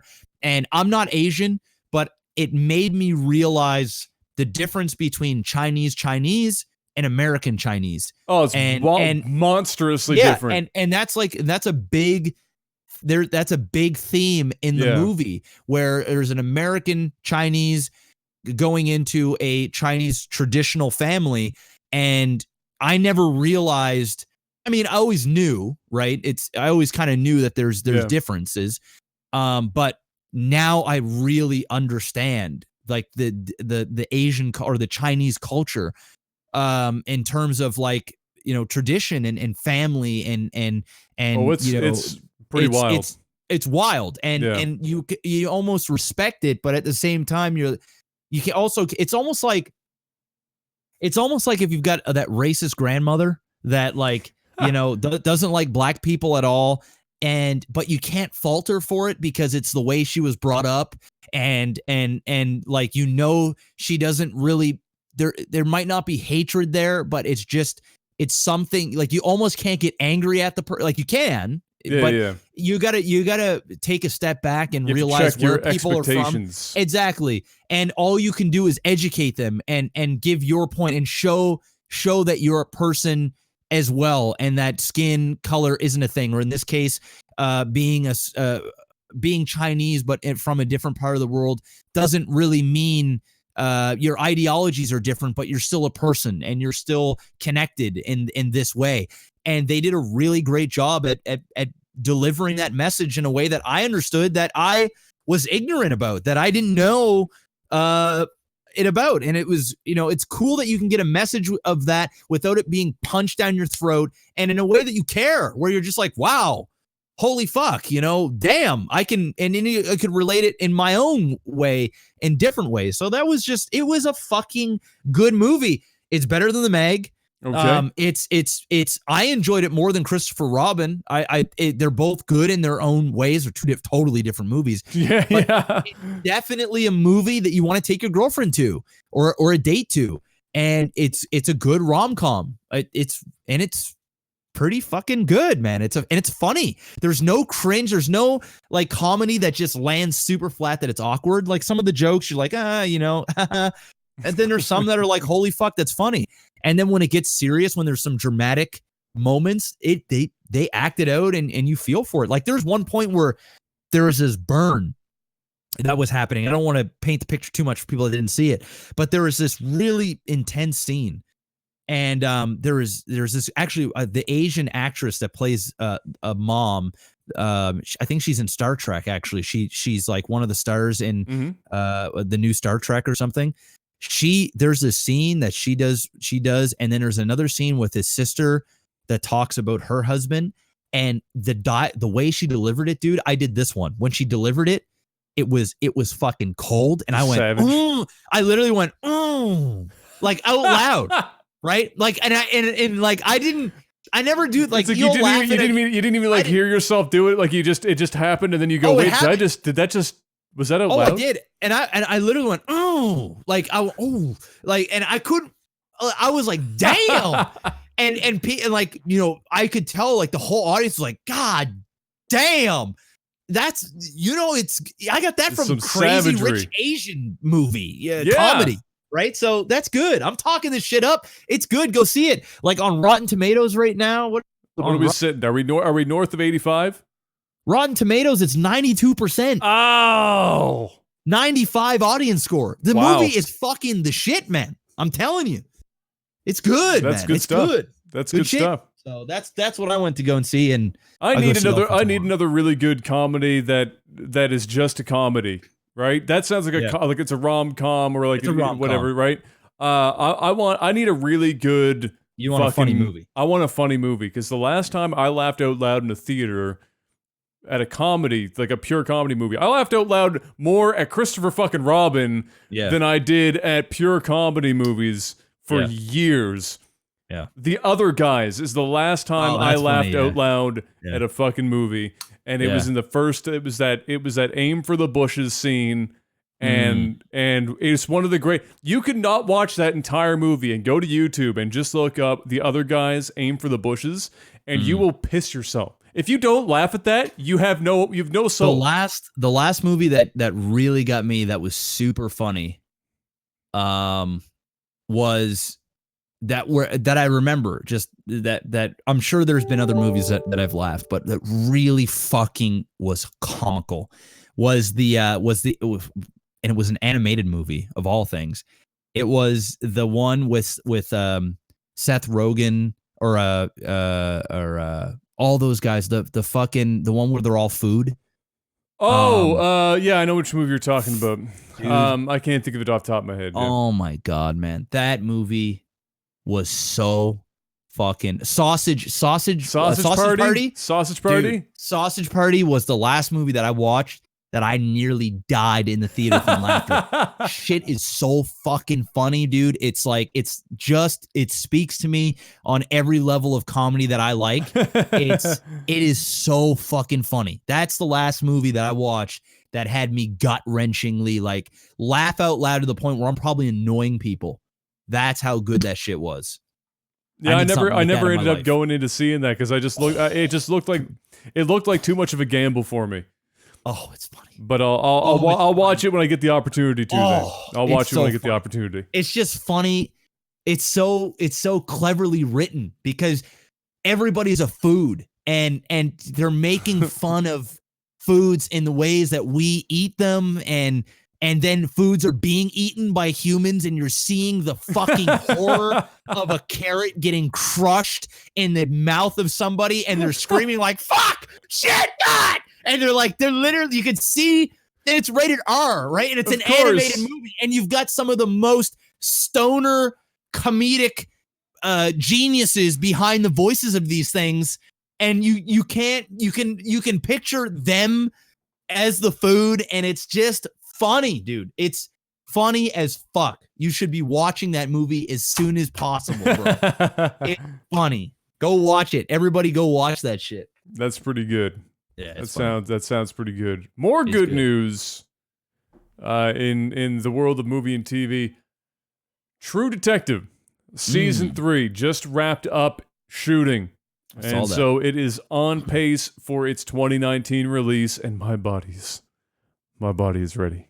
Mm-hmm. I need this to not be season 2. I don't know what the hell season 2 was. I didn't even watch season 2, and I'm not gonna. Dude, I watched about less than that. 4 episodes of season 2, and I just stopped watching. Yeah, I couldn't do it. They explained that they didn't give the writer, like, the difference between the season 1 and 2 was season 1 the writer came to them when he was done. Season 2 they gave him a deadline.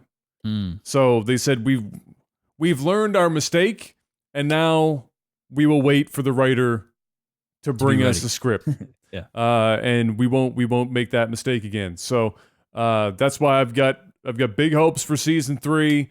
I really want and they talked about it, I really want another season of True Detective with McConaughey. I know. And everybody does. And just dude, they fucking work together so well. I think it could happen if season 3 is a big hit. Yeah. And they have the budget for it because, obviously their rates are going to be big to get them to do another season, especially how big the first season was. Well, they also they're really good friends and they like working together. So maybe they won't like sit there and be like, I need $6 billion. No, they probably will. Okay, that's fair. They're actors. They have agents. They have, I guess, yeah, they probably will. But at the same time, there's a proof of concept where, hey, if the other seasons are not performing even remotely as good as our season, and the ratings for our season, some of the best TV ever put now on. You're really going to pay us. Now you're going to pay us. If you want us to come and fucking revive True Detective, assuming season 3 isn't great. If season 3 is good, then that's awesome.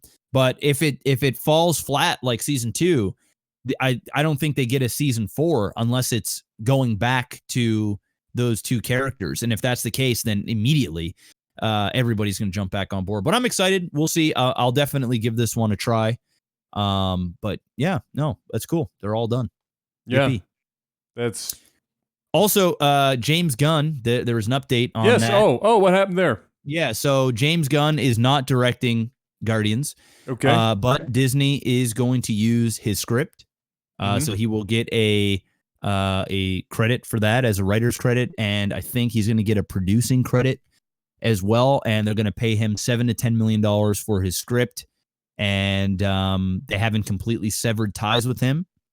They are just not allowing him to direct this one, which is probably some people are like, you know what, that's hypocritical, Disney, because the CEO came and said that they're going to sever all business ties with him, which means, you would think they wouldn't use the script, they would fire him, they'd pay him off or whatever the contract was 7-10 million to write that script for them or whatever, and that'd be the show. But they're kind of going halfway. I think it's not only do they want to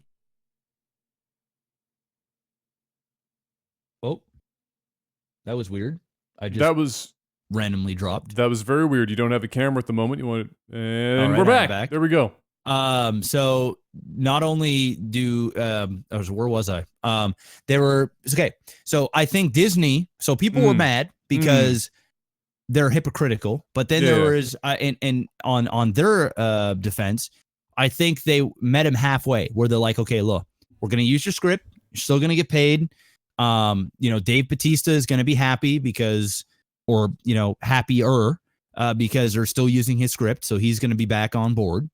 And I think the actors will be happy that they're at least using his script, so that they know that the quality of writing's there, the same vision's there, everything's there, and they also want to keep Gunn on retainer as well, because they're probably going to want to use him down the road. But right now they got to let the dust settle. I think if the CEO didn't come out so quickly and jump the gun, so to speak, and say that, we don't want to work with him, he's fired, blah, blah, blah, I think that he would be returning and directing this movie.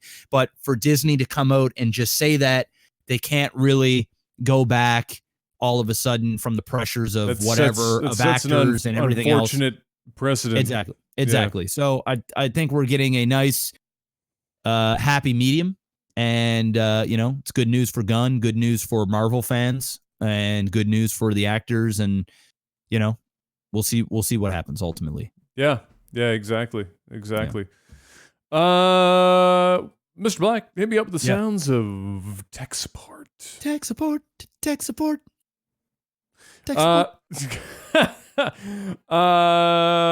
Goose, who just keeps the crazy questions going. You found a suitcase full of $750,000 in cash in $100 bills. It was in the brush next to a highway. You can tell that it's been there for at least a year. How would you integrate this money into your life without raising red flags? I wouldn't change anything. I would just put the money in a safe, and that's the show. And I just spend the money on. You're basically asking me how I'd launder this money, pretty much. Are you asking me? Yeah, pretty much. I mean, that's what it is, right? Without raising red flags, it's like, how do you? There's two ways I'd play this.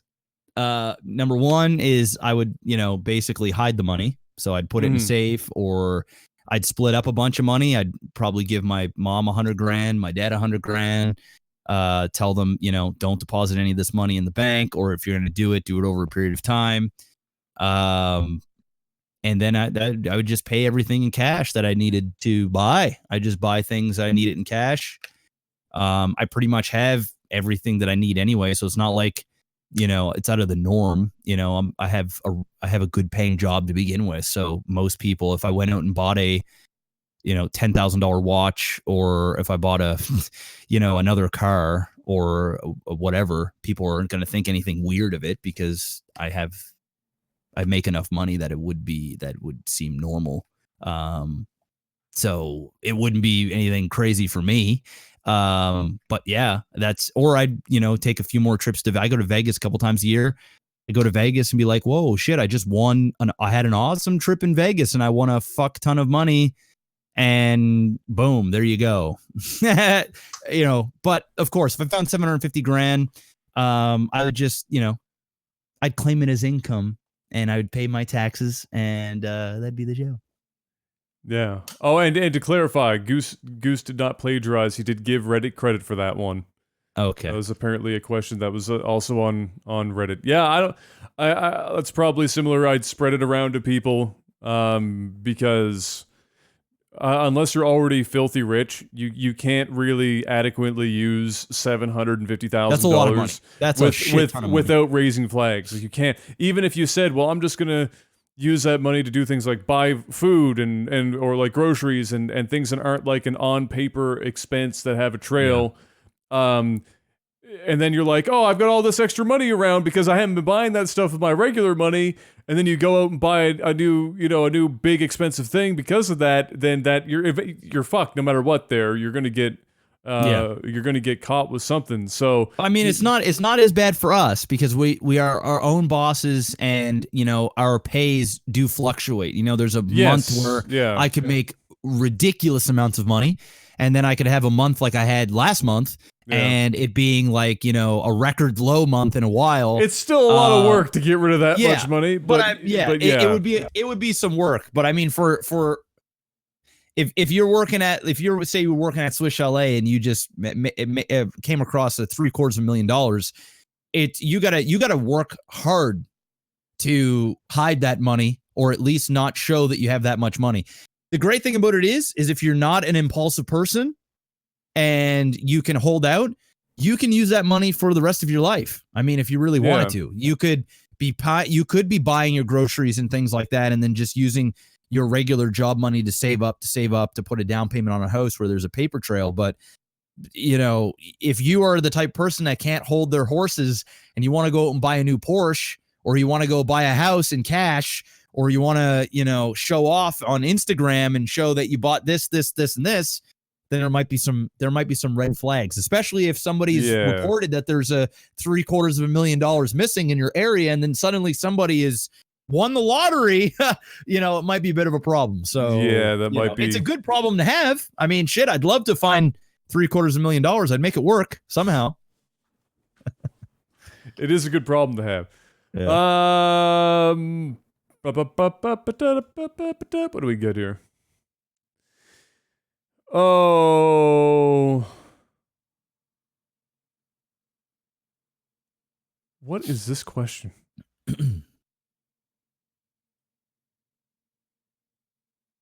I don't know. Okay. What is it? Will Hawkins. What is this question? I have to ask it because it's so random. Who's $90 lifetime, $10 current. By the way, Goose. Let's go. Is 30 and 10 on that. Let's go. Thank you, guys. If you could never visit a dentist or never visit a proctologist, which would it be? Meaning that you'd never have dental problems if you brushed your teeth and floss daily. Well, you can still totally have that. Or you'd never have colorectal problems as long as you had a healthy diet and lifestyle, which you still totally can. So you're just taking a gamble one way or another. If you had to choose between never seeing a proctologist or a dentist, which would it be? Dentist. Totally. 100%. Without a doubt. Without a doubt. To never have to sit in that chair and have people grinding at your teeth, or to get a filling or whatever, or just paying that bill of fucking dentists and just dealing with dentists, then get your ass checked. It's really not that bad. I've been there and done that a couple times. It's not terrible. Obviously the first time I went in to fucking get my ass checked was not a pleasant feeling to go, oh, you know what? I get to go and get a checkup, or, my ass is sore. What's going on here? It's not great having some dude spread your ass cheeks, poke at your hole, or look around. But ultimately, he's a doctor, and he's seen many asses, and those many asses are likely far worse condition than your ass. And it's not something that you go and do on a regular basis. I've had a doctor look at my ass twice in my life. I'm 31, So I have to go and see a dentist at least once a year.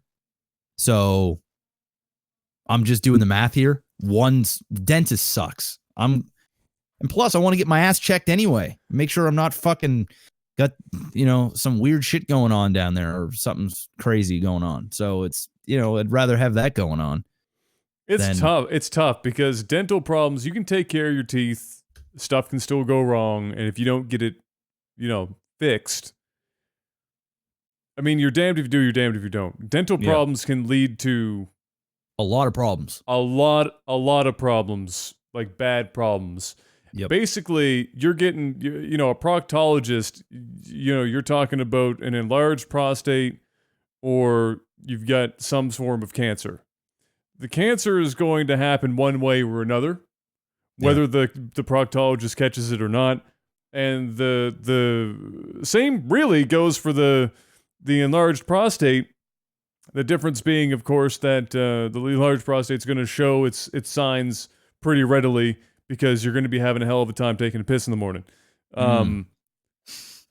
Having your teeth get, I mean, I have 0 cavities in my head. Never had a single cavity in my life. I've had a few. Or even something that approaches a cavity. This is one of the good things, just to cut you off, is the main reason you haven't is because unlike guys like me, I ate a lot of junk food and candy and a lot of pop, and you grew up, you know, not, if you had a can of Coke, that was like, you know, Adam's indulging, right? Yeah. You know, the older that you've gotten, you've definitely been eating more junk than, but growing up, I mean, most kids are eating a shit ton of junk. And that's why I've had cavities when I was younger, is just from that very reason. Yeah, I don't eat a lot of candy. I actually don't like candy, period. There's nothing about candy that is appealing to me. I'm a gum chewer, but I chew sugar-free gum, so that's whatever. And I have some chocolate every now and then, but not very much of it. Like, it's like a little bit, and that's like the show. So I have like no sugar in my diet. Like Coke is my vice, right? So I'll go on stints where I'll have a Coke a day for a couple of days in a row, but that's about the show. That's it. Otherwise, I have like no sugar in my diet, and I only brush my teeth once a day, and I don't floss, and I have zero cavities. So it's I'm lucky to that extent. I'd probably go with not having to see the proctologist, because both of these situations require you to eat properly. But if something goes wrong with your teeth, there are more things that can go wrong with your teeth than can go wrong with your ass if you're eating well, in ways that will kill you.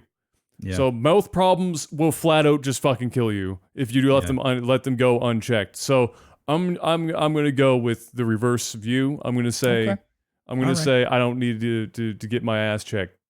Yeah, that's. I just don't like the process of dentist. I just don't like I don't either. Like dentists. I hate it. I just don't fucking like it. I hate going to the dentist. I dated a chick years ago. Obviously, she loved the fucking dentist, bro. Really? She would like, dude. I remember one time she was like, "Yeah, I got a dentist appointment." I'm like, "Man, that fucking sucks." She's like, she gets like fucking just horned up about the dentist, man. She leaves the dentist. She's got that fucking smile, that fresh thing. Of course. She just loved everything about the dentist. She loved the fucking them people in her mouth, like fucking grinding her teeth and all that shit. The noise that the guns and shit make in there. Just, it was weird, dude. It was fucking weird.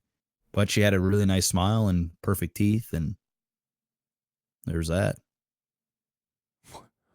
Wait, what? Yeah, that's okay. So I'm reading this next question. That's fine. I'm reading this next question, and this question makes.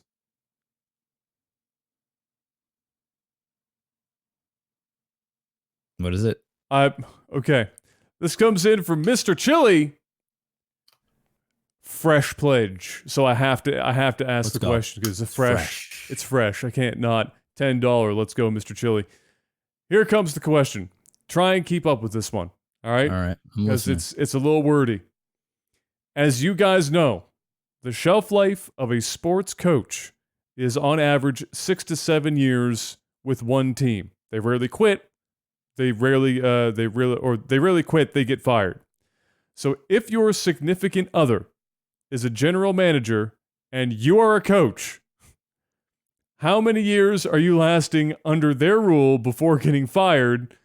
And would that discussion go quick and painless, or long and painful, or savage, sweet, and thoughtful? Bonus, inverse the roles. So basically, that's a if my wife was going to fire me. Is that what you're saying? From being her husband, yes. How long would it take before that would happen?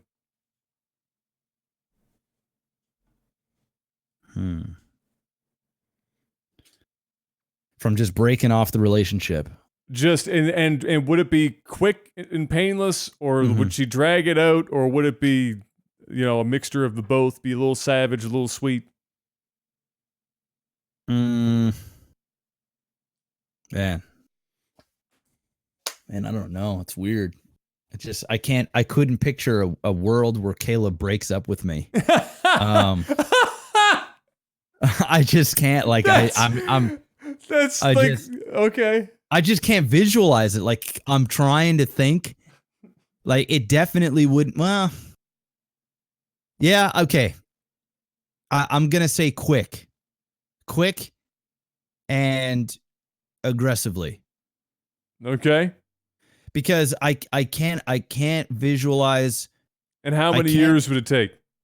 Well, it's got to take at least 10 because we've been together for 10 years and there's no kicking out.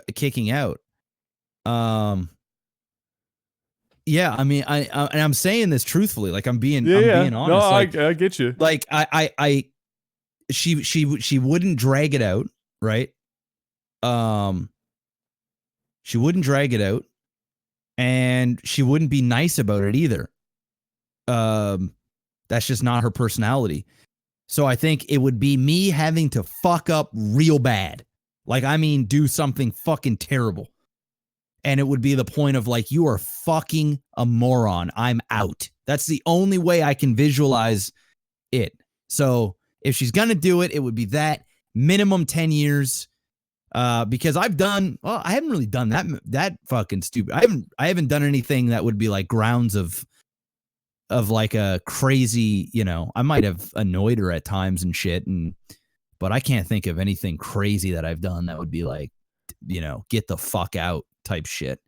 So, I haven't done anything like that and I don't plan on it, but who knows? So I have to go with quick and very mean. Just fuck you. You're an asshole.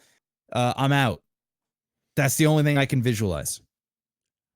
Yeah, I don't know if I could choose a time period. I'm kind of I think but I think it would get drawn out. I think mine would get drawn out. I could see that. I think it would get drawn out, and it would be, but I still think it would be quick. I don't think it would be savage. I think it would just be quick. A quick drawn out. Just the end. It would get drawn. It would get drawn out. The process of it would be drawn out, and then it would just be like fucking. It would happen. Just you happen. Just wake up one morning and be like, "Yeah, it's just done." Bam. Yeah. And I'm gone. And I'm gone. Like that's what I would envision. Yeah. Yeah. For me. Yeah. Mine wouldn't be drawn out. Mine would just be like, it'd be done. Be the show if it were to happen, I guess. But okay, I have weird to question.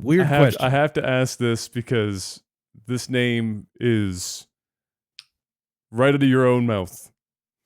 Okay. I can't not ask it because somebody had to actually name themselves this on Patreon, and so I have to go with it. And even the profile picture, I have to look at this more closely. What is this profile picture? Oh my god, what's her name? I think it's an actress of some kind. Anyway, all right, let me back up here. This question comes in $10 lifetime, $10 current. So this person's at least been on this. Fresh. Let's go. At least been on this for 2 months now, or a little over a month. Let's go. This comes in from pulsating, ripe, developing titties.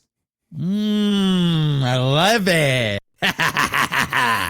It's the way I like them. It says, although I will confess, Kayla's pregnant and them titties are getting big, and I'm starting. Listen, all right, I have boys. I have a couple of friends. Their wife got pregnant, and it was a complete turnoff. Like they're like, I'm not attracted to my wife. It's fucking weird. Her body is just fucking different. It's getting big. I don't like it. Blah, blah, blah. What a shocking development, a pregnant lady getting big. Dude, listen, I could eat my wife up. I mean, I'm telling you, it's like, and we need to save this moment. We need to save this moment, okay? I need to clip it. And then in 18 years, on your child's 18th birthday, and we're gonna have like a big thing, and I'm gonna be over your house, probably having like a barbecue, and I'm just gonna put this up on a projector, and I'm gonna have you at this time talking about eating his or her mother up because she's pregnant. Yes. I can't wait, and loving them pulsating titties. It's gonna be one of the greatest fucking moments. I'm telling you right now. I mean, things might change here in like 5 months. I mean, or like 3 months when she's like 6, 7 months pregnant. I don't know what that's gonna be like. Because I've had friends that are like, dude, I'm fucking my wife and she's got like a big ass belly. And it's weird because I feel like I'm fucking my child. Like that's how weird it feels. Like that's always a really big hurdle for a lot of people to get over. And like my boys are just straight out with me. Some of them are like, I'm loving it, man. It's like it feels different. It's cool. Like, you know, the girls all into it. They're fucking horny all the time. Right now, bro, I'm telling you, I think I might be the most attracted to my wife right now than I have ever been ever. Well, that's like, a bonus. Ever. And it's not like she's getting any fitter, right? It's more of like, okay, she's not as fit now, but body's changing. It feels like I got like a side piece right now. It's like there's something new and fresh, and it's nice. I like it. I fucking like it, dude. I'm liking this shit. Perfect. So that's where I'm at right now. That's great news for your wife. It's great news. That's fantastic news. My dad got to the point. Mom was on steroids and stuff because she had Crohn's and whatever and whatnot. So she was retaining unholy amounts of water and shit. And on top of that, she's pregnant with me, and I was a large child. So, my dad lovingly called my mother a beached whale. Ooh. And she doesn't let him live that down today. GG. A beached whale. What a description that is. Yep. The old beached whale. She'll never forget that. No. Although she also admits that it's not an inaccurate description. But you still don't want to be called a beached whale. No, you don't want to, but she said, it was whatever because it was totally true. I looked like a beach whale. It was just very, very, very, very accurate. Yeah, put out the red card for old Danny boy. Getting savage. Rip. Who would have thought Dan had savagery in him? Well, there you go. You got it.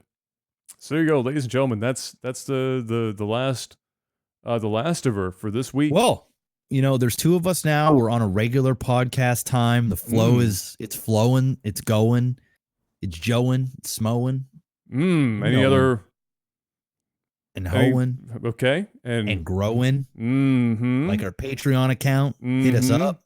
Anything else? We're at 3,100 bones. Mm-hmm. Dr. Jones. Have we hit towing yet? Adam's mom with chromes.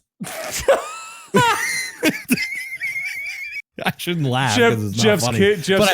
Jeff's kid with double chromes. Oh, don't jinx me. Don't jinx me. Don't jinx me. I would feel like the worst fucking person in the world if that happened. Oh my God. Man. It'd be terrible. Knock on wood, man. Yeah. Knock on wood. Yeah, we don't need that. Yeah, but there you go. There you go. But yeah, ladies and gentlemen, dark jokes. Very dark. Disney's gonna fire us in 9 years. Fuck Disney. All right, well, ladies and gentlemen, that's it for this episode of Technical Alpha. Oh, I want to throw this out here for those who made it all the way to the end, because usually the people that do are the people who are actually on Patreon. I'm going to be changing the Patreon tiers around and what people get what. Yep. At some point. I don't have a timeline for you, but for example, in the relatively near future, I think I'm going to change the technical or the tech support to $5 and higher instead of $10, so we don't gate it so high, and things like that. Things are going to switch around some, and we're going to have to decide how we're going to do the physical stuff as well. We have so much of it that we should probably get rid of it in some way, and we're going to have to figure that out, because now that Panic isn't doing it, shipping from Canada is, I'm not joking, 3 to 4 times the expense. And to the point where we would basically just be getting your Patreon money and then giving it back in shipping fees. So we're going to have to figure out how we're going to tackle that. And we'll obviously keep you guys abreast of the situation as it goes, but keep an eye out. We'll let you know when those changes happen, but expect at least in the not too distant future to for those of you at the $5 tier to be able to hop in on tech support. I think our plan is to probably simplify Patreon quite a bit and load up some of the lower end stuff to just produce some more value for you guys. Because right now there's too many tiers. Yeah, we're so many tiers. Panic has been shipping out a bunch of stuff, and he's shipping out. I think he said he was shipping out the rest of what he needed to ship, and then he's sending us all the stuff. And then we'll go from there. So we'll figure that out along with sort of our relaunch of what's going on. But nonetheless, lots of changes, but still sort of the same old same. Yeah, pretty much. And look forward to eventually at some point seeing us in Jeff's basement. Yeah, doing the show from there. So it's going to look a little different, and I'm excited. Excited to see how that all pans out. Let me head on over to our thing because this hasn't been updated either. There's no way. Patreon's actually making it, like, the more we go on, Patreon's making it harder and harder to do anything with patrons that aren't just take their money and just sit there. And it's very frustrating. Let me get this up. Jetrix! Big shocker on that one. Postal Panda as well. Matt M, Chico, Toad of Steel, Black Jimmy, Jamaican Jazz, Adam J, Adam B, my apologies, Derek P, Martin K, Soft Shoe, Sam R, Game Cock Toss. I'm just throwing some names out here at random to this point. I'm just going down this list, tossing out some names. Will, Vulcus, Saren Cloud, Kyle H, Richard C, Nathan L, Aaron A, Sangakara. That is some Marvel Universe type shit. That's like the Black Panther ass name right there. Michael T, Grimgore, Orion, or Orion, I should say, Nick W, Hunter, and Klaus. We'll stop there. There you go. Rattle off some names for you real quick. Thank every one of you guys and girls on Patreon keeping this dream going. And like I said, we're gonna switch around how some of that stuff's working, and then also we're gonna get back into doing our retro verses as well, and so you'll be able to see that stuff again and more. So there's gonna be some good updates coming, and we're excited to bring them to you. But give us time, because we're a couple of old busy men. We can do it, though, I believe. I hashtag believe. And I also hashtag believe we'll be seeing you next week. So thank you very much once again for coming by and watching or listening. And until we see you next week, peace!